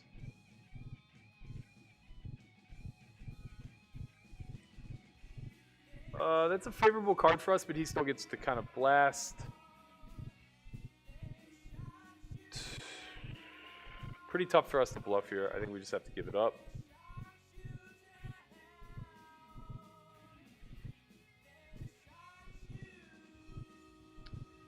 That's fortunate.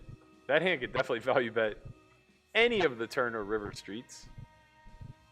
Definitely river for sure.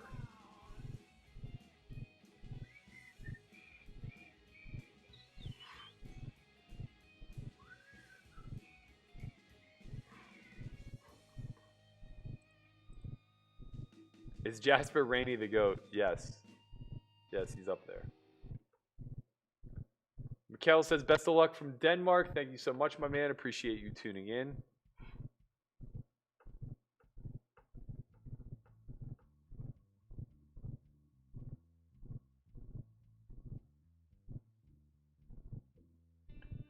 I also have my money on Daniel winning the challenge, Taylor. Literally.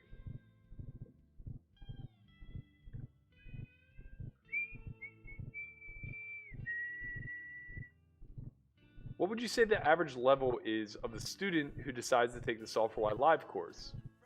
Will somebody who grinds 200 NL feel intimidated? No, I don't think so. I think it ranges. I think we have everything from serious rec to moderate pro. But a lot of what we teach, like practical range splits, is pretty intuitive to everybody. And really, like, you're just spending a lot of time understanding why certain sizes are preferred and why certain candidates fit into a betting bucket or a checking bucket or a small bet size or a large bet size or whatever the case may be. So really, we're just giving you a methodology to develop a strategy to put hands where they belong anytime that they find themselves in a post-flop scenario. So we kind of went busto at the wrong time. We only have 30 minutes left of re-entry. I don't really want to just be firing. Obviously, if this folds to us, actually against Siri, I think I'm going to limp call off because he's just been overly aggressive from the big blind. This is very thin, barely even an edge at all, but I think we can kind of catch him with his pants down. He did go for it with the king 4 earlier. Yeah, that's just not a shove.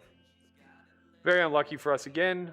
Reload, but we are catching him in some negative EV spots, which is pretty critical. If we open shove, obviously he folds. And I don't really want that when we dominate a hand.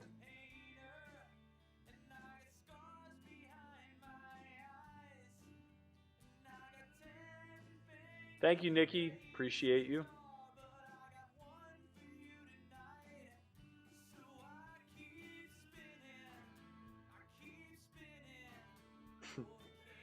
Loose Skunk said, watching Berkey play tournaments is more disappointing than my dad not coming back from his cigarettes run. Ay, ay, ay. We're not getting lucky, guys. We definitely are not. We worked really hard to accumulate those chips, and now we are appropriately getting fucked. Yeah, we're just all in. I would consider trapping with like queens, kings, and aces, but 10s are just too vulnerable. Borgacha joins us. He's a reg, obviously.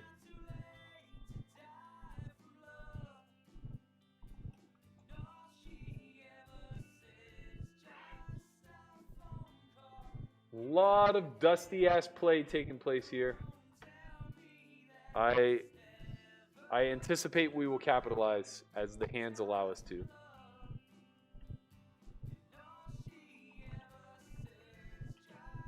A phone call in my head.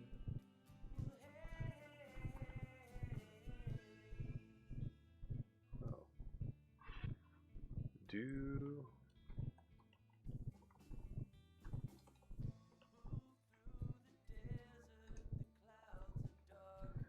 Then her hair. Did you ever run in sorts with the rail of the player landed face during the heads-up tournament score? No, nothing like that. Conrad was being a dickhead, as Conrad tends to be. But outside of that, everything was cordial. She is the song that just keeps pumping through my veins, and I see keeps spinning.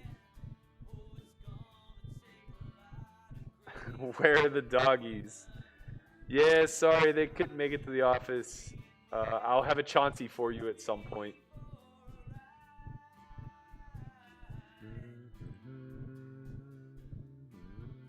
And I can't understand what we're trying to hide.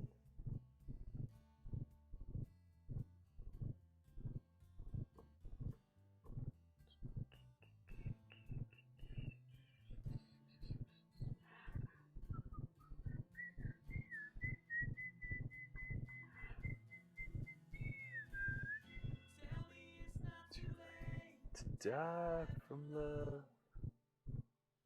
All she ever said, just a phone call in my head. Go on and tell me that it's never too late to die from love.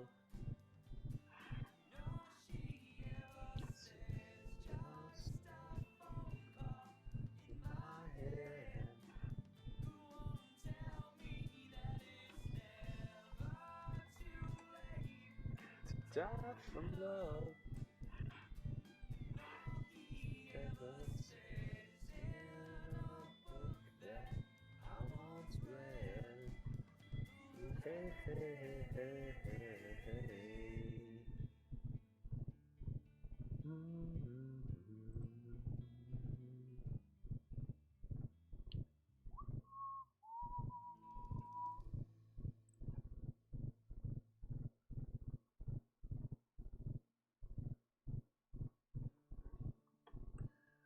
Oh, baby.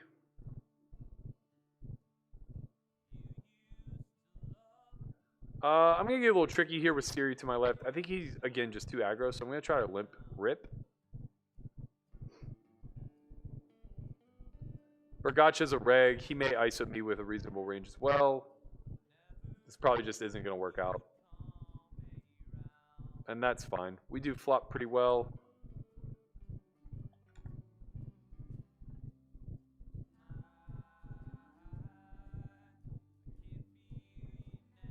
Very good turn for us. Okay, we want to go like 3/4.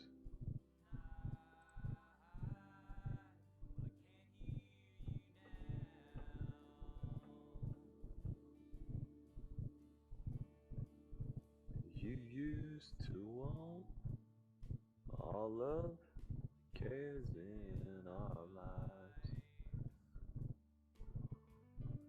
Being that the last one got through, now we have a weaker hand. I think we get the balance. There's really no reason to want to start raising under the gun with 24 here. For what it's worth, raising both of those hands, ace queen and queen jack, is totally fine. I'm just kind of trying to get away with some exploits here. Of course, like, they find the raise when we have the weaker hand. It's so impressive. So impressive. It's like they can see the cards. We'll be 3-bet shoving here versus Blue Tang or 49er. We'll just be calling versus Hags.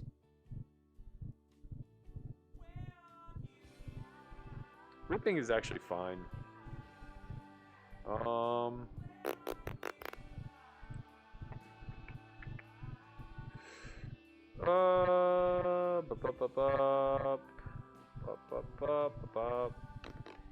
Yeah, I'm gonna do it. I'm gonna go for it. Standard. Hold. Black card. A black card, please. Black. That works. You win some, you lose some there, Hags. Sorry, brother. I would say we can call it even, but you got a lot more of my chips than I got from you. Anyone not losing, or sorry, anyone not tossing the $10 at S4Y for their site content is a fool. It's so comprehensive. I watch the same content over and over, absorbing as best I can. Thank you, man. I really appreciate that. Brett Mason Media giving us a little shout out. Much love. What is your relationship with Ryan Fee? I know you're rooting for Dean Eggs and went hiking with Ryan. We just have mutual friends. We play some pickleball together sometimes. Sometimes we end up on hikes together. Ryan seems like a pretty reasonable dude, but yeah, we have different rooting interests for sure.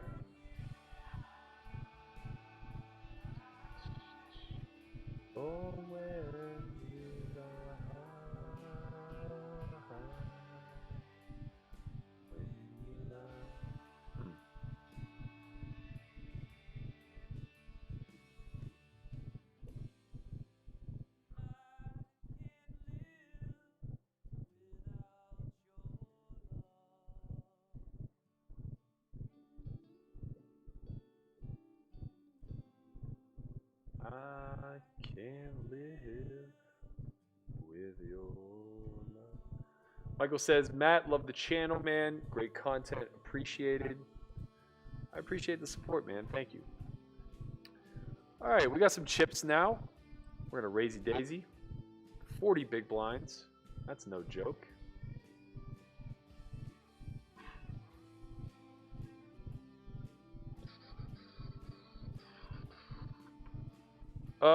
This is a pretty good hand to start checking back.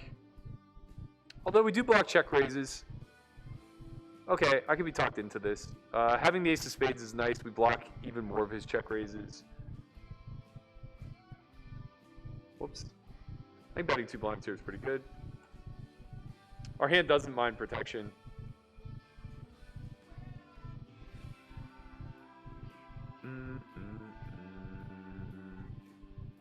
Yo, Jamin, you coming to Austin or what, man? What's going on?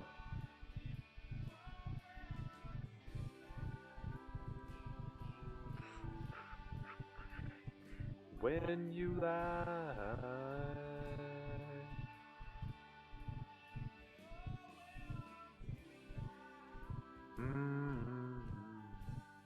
This is a really favorable flop for us. With our exact candidate, I think we want to start going large. Actually, that's not true. Not when we're out of position.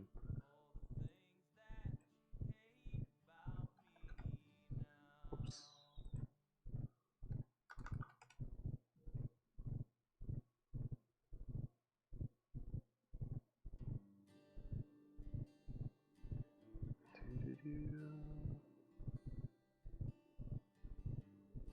Interesting turn.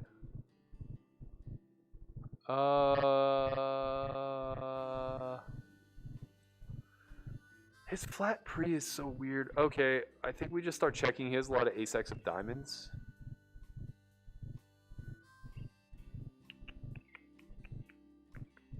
Well, I like drinking whiskey most every night. This bet is strange. We have some ace-jack. And some ace-x of diamond. I still think we just peel here. We still have a gut shot to the nuts. Fascinating river. Against Siri, I think we may be forced to call. I feel like this is probably an overbluff spot. It's pretty shitty, though.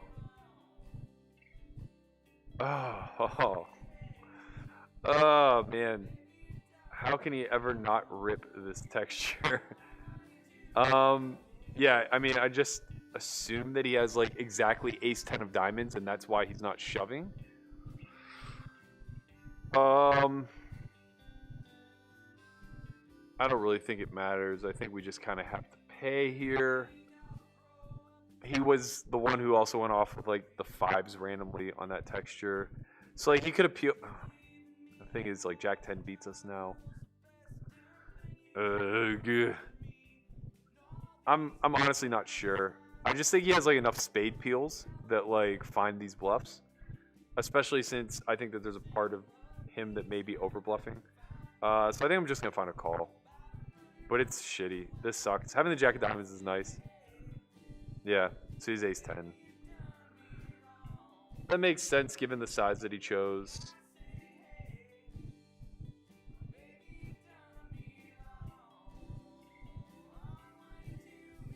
His line was okay. I don't think he needs to bet the turn. Most of my check calls are better than ace-10, especially when he has the 10 of diamonds in range. I think mostly I'm like checking hands like ace-queen, some ace-jack traps, maybe some ace-4s that don't possess a diamond. Obviously, they don't possess a diamond. Yeah. I think the turn's a little bit thin. I think probably I could find a fold on the river.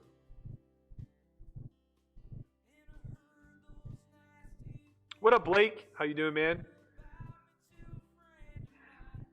I hear this. Miss Queen of the Felt, how are you? Hope all is well. We had a good session earlier today. Taking me towards the coast. I said, hey, baby, it's on you now. Seems like we might have mic issues again.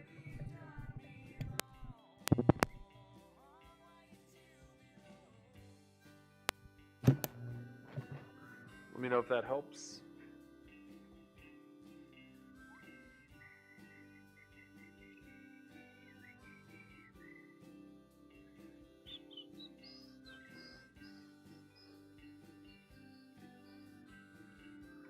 Oh, what could have been. We had so many chips, guys. So many chips.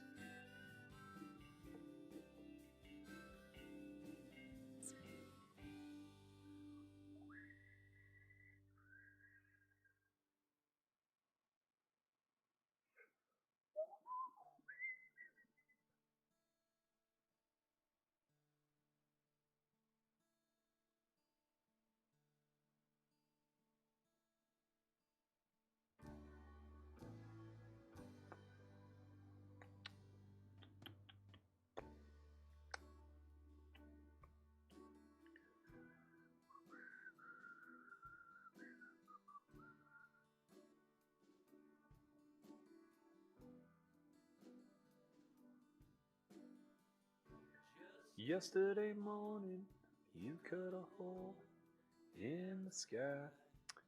Yeah, maybe I can make a pretty exploitative fold on the river with that queen jack. I don't know though. Having the jack of diamonds is a pretty big positive.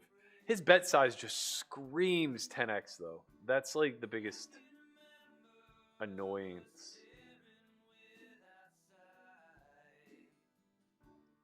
Firefly evening, a long summer night.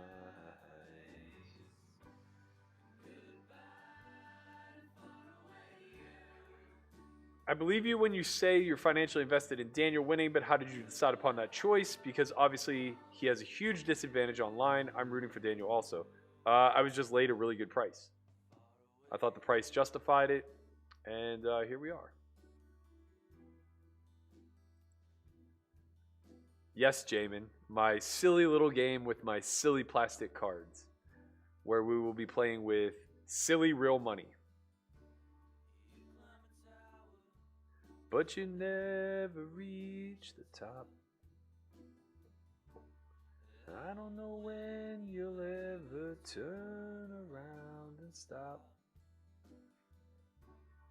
I don't know where this winding staircase leads. It's in the desert, on the mountains, or the seas. Far away you. Good luck with all that you do. I'll give you a crash course, Jamin. Don't worry. We can get after it. We can hit some bleachers while we're down there. Do a little of that cardio. Get that Whoop app up. Man, this event's small. Only 12K to first. Makes me feel better about running like shit.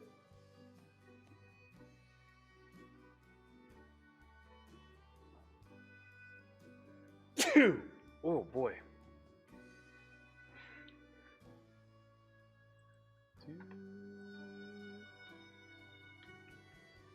What a holy man did you see? What lovers did you touch? These are the things that I wanna know so much. I can't remember.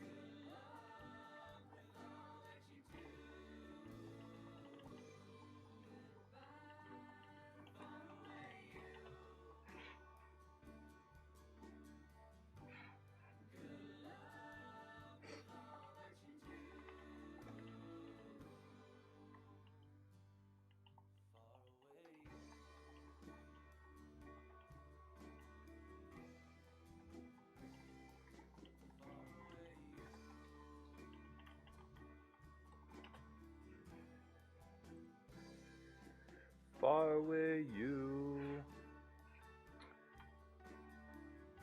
I think this is a reshove versus a Hags Open. Pretty close. This is definitely a get in versus 49er. Catch a 9er in there.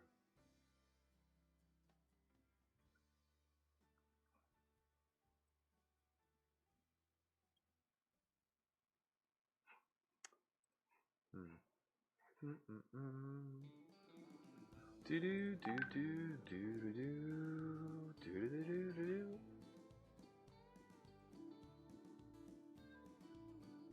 I was born on this lonesome county line 100 years ago, it seems.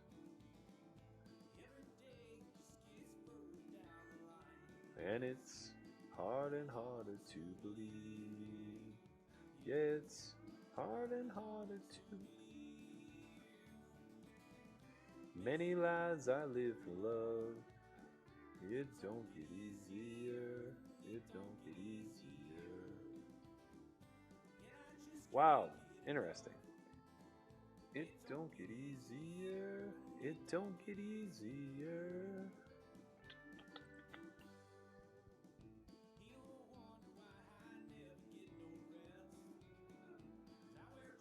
Well, my sleep. I think we just have a call here.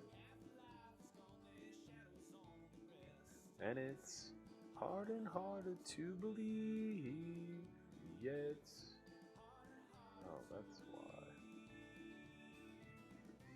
Many lives I live for love. It don't get easier. It don't get easier. And I just can't get enough. Alright, good luck us.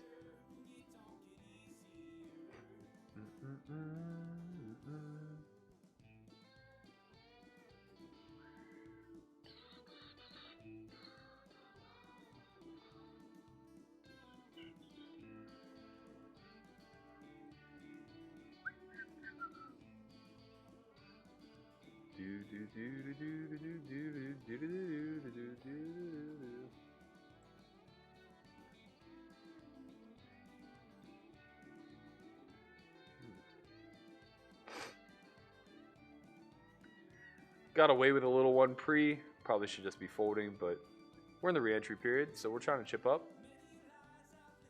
Hand's too weak to just call, I think. I could just call with Queen Jack. Hands that like protect me, but not really doing all that well with the Queen 9. It don't get easier. It don't get easier.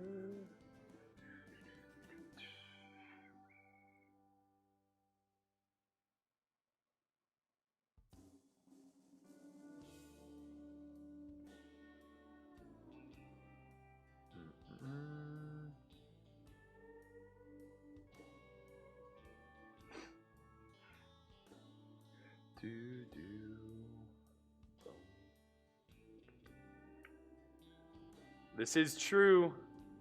Juliet will be joining us. She's coming to Austin to hang with the boys.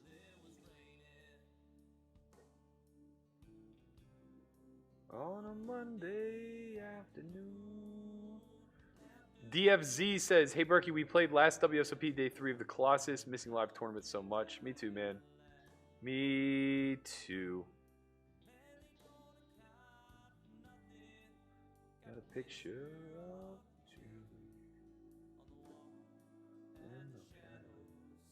you. Does S4Y accept EBT? Nah, man, my food stamp days are over. And I'm feeling... Hello, Jax. Nice timing. I'm an old school guy. Now, with that said, what do you think about, regardless who won, wins between Daniel and Doug? Clearly, we all know who the GOAT is. GOAT James.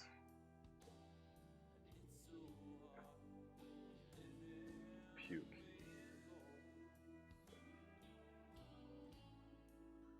What a joke. Taylor, I just keep getting fucked in this app, man. They just always literally have top of range. I make a straight, they make a full house. Doesn't matter.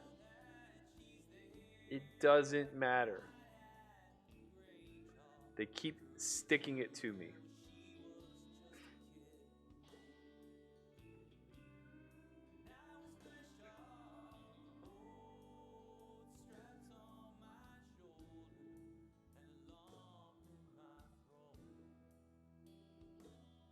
Don't you know I'm living with ghosts?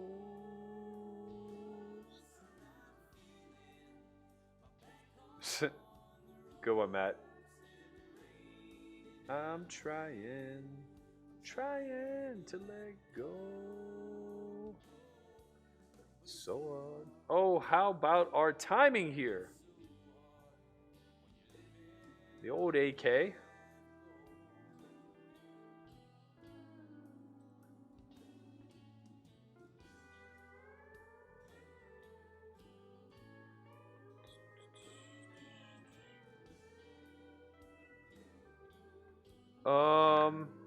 This texture, I think we can check it back.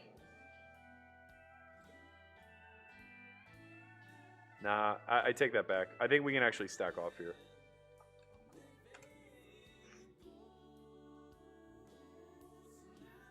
I think the amount of value compared to bluffs that check raise is pretty heavily weighted towards equity. Now, obviously, when that card comes off, we just never win the pot. So we're forced to check back. But on flop, we do get some hands to fold that we don't mind seeing fold. Things like, I guess just like king, queen. Maybe I'm wrong. Maybe I'm wrong. Queen jack probably folds unless it's diamonds or spades.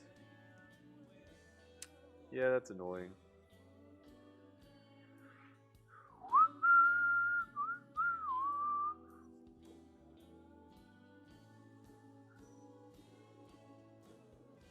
I think we're just all in here.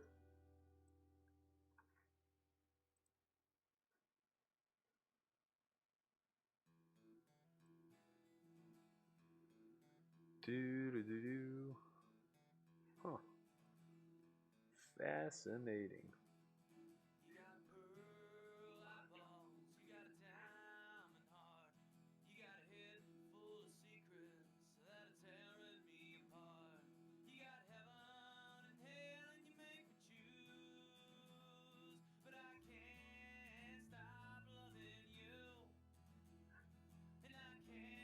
City and Color has a really sweet song. I can't remember the name. I think it's Sweet Sickness is the name of it. Awesome song. Big fan.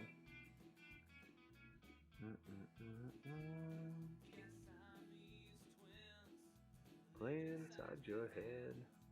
One is blue and white and the other is red.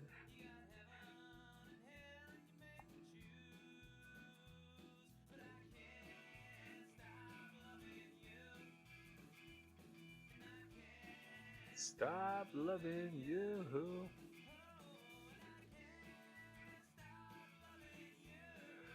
Whoa, whoa, and I can't stop loving you.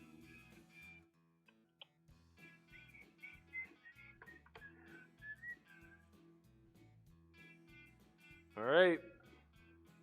Big hand.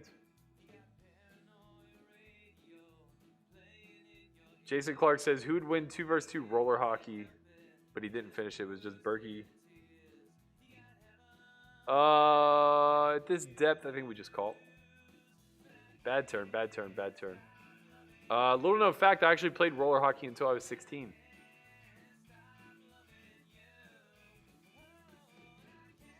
I think we just lose. I can't imagine Bergacha has any bluffs after checking back turn. Wow, he just gives it to us. What a treat. Oh, he had king jack high. That makes sense. That hand doesn't really need to bet.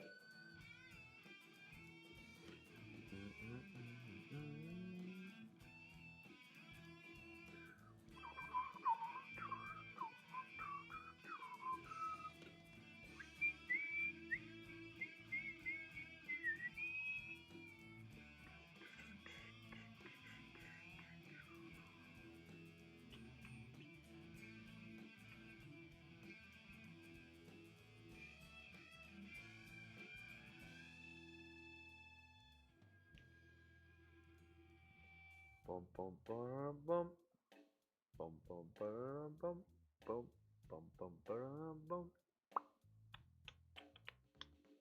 Got your feet in the clouds, you got your head in the hole.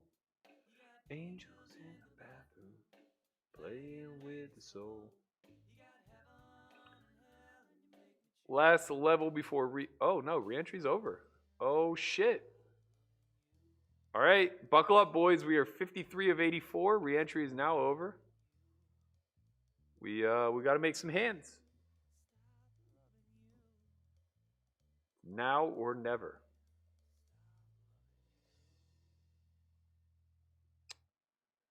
Nine by Nine Studios says, Berkey, did you hear Lex shout you out on Poker Go talking about high stakes poker? I didn't. What was Lex commentating?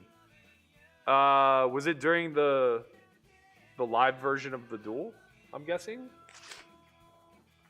No, that wasn't Lex. That was That was King Callus. When was Lex doing commentary on Poker Go?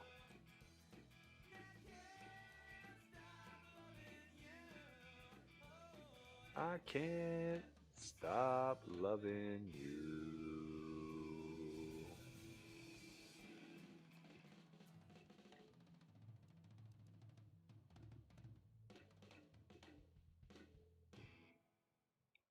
Big fan of Lex, by the way. Used to play live with him back in the day. He used to come to Vegas a lot, like pre-Black Friday into like maybe 2011 and 12.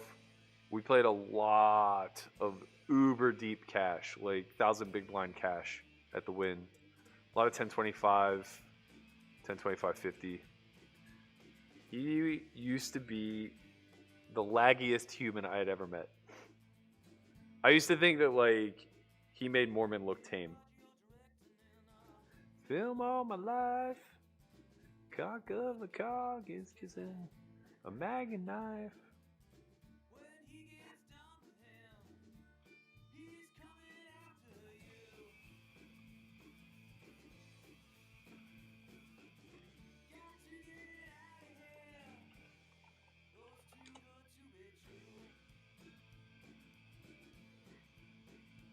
Nice, Nikki. She said just bought a white hoodie. Appreciate the support. Hope it fits well.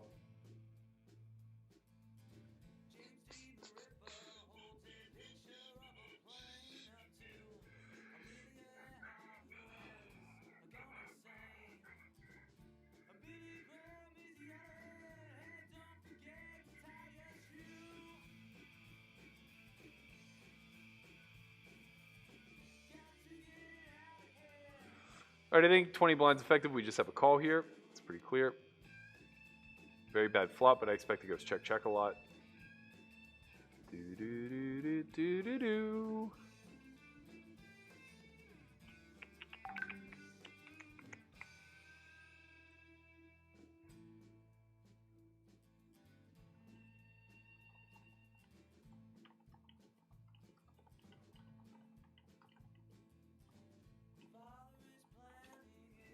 Interesting C-bet by Berkey. We don't have enough equity to continue. I think we probably are check raising that flop at a pretty high frequency though. CNN debut.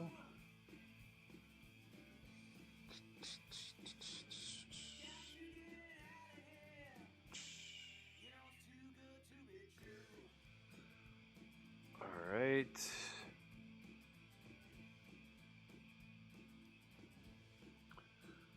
Remember when we had all the chips, guys?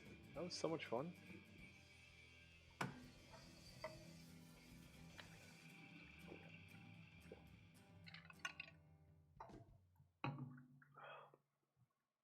Ba-da-da-dum. Now Hags has them all. The Flip Master.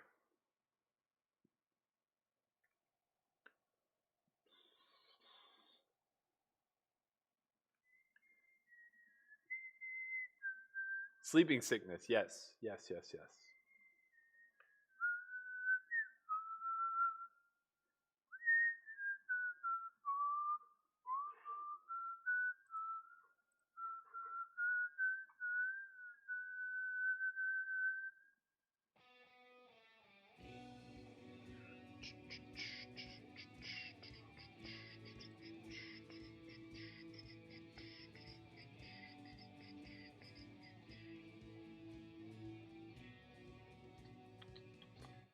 Da da da da da da da.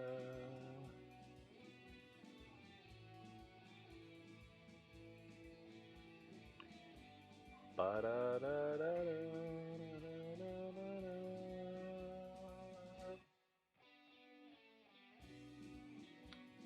What up, Jobel?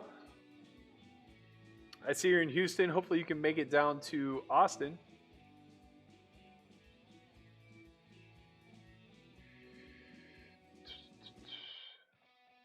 Berkey and Soto versus Polk and Negreanu. We wouldn't stand a chance. Negreanu would just dominate all four of us, for sure. He's played way more hockey than I have, and Chin has definitely played none. And I would guess Chin doesn't even know how to rollerblade. I would also guess that Doug has played none and also doesn't know how to rollerblade. So basically, it would just be 1-1, me versus Negreanu, and I think he has edge. Yeah, man, I love TCH. It was fun. There was a lot of action. Lot of action, buddy. Lot of action. We're running like shit, Chin.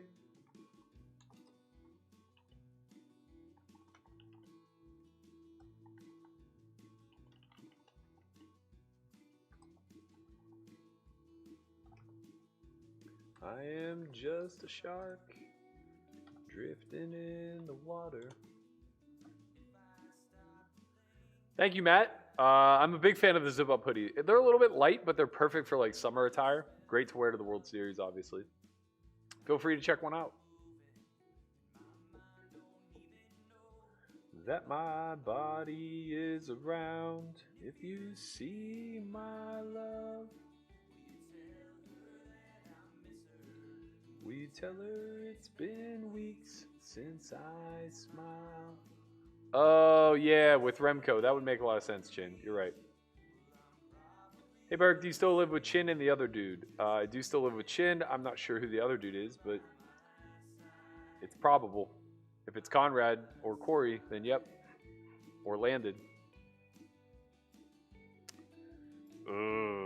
This is definitely a fold.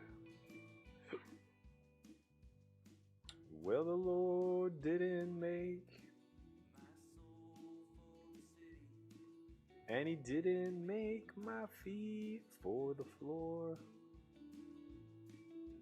If you'd start to talk, my eye starts to wander. It's just that my heart is always headed out the door.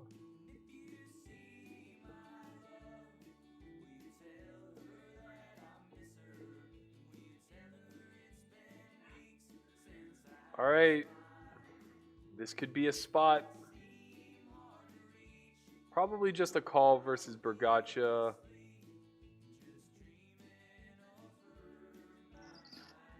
Well, now it's just definitely a fold. Very annoying. Very annoying. Lex did a run it back on high stakes poker episode and talked about what kind of lineup he would come back and play against. He said he wouldn't want to play the Matt Berkeys of the scene. That was very kind of him, but I don't believe him for a fucking second, for what it's worth.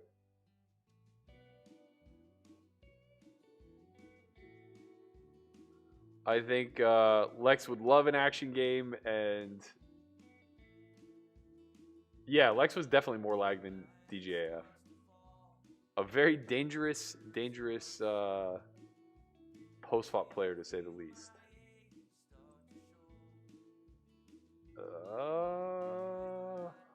Let's go.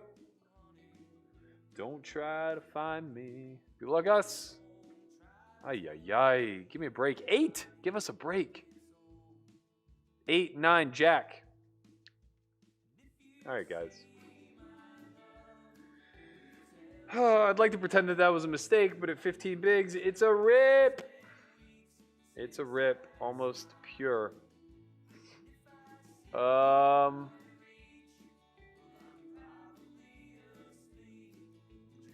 that didn't go well, all things considered. All things considered, with how hot of a start we had, we ran not great. Not great by any stretch. And, you know, when that happens in a 6-handed game, we get fucked. Pardon my French. So, yeah, you know, we lost a really critical flip. We lost a 120 big blind flip. Actually, we lost 2 critical flips. We lost the flip against what's his face to our right.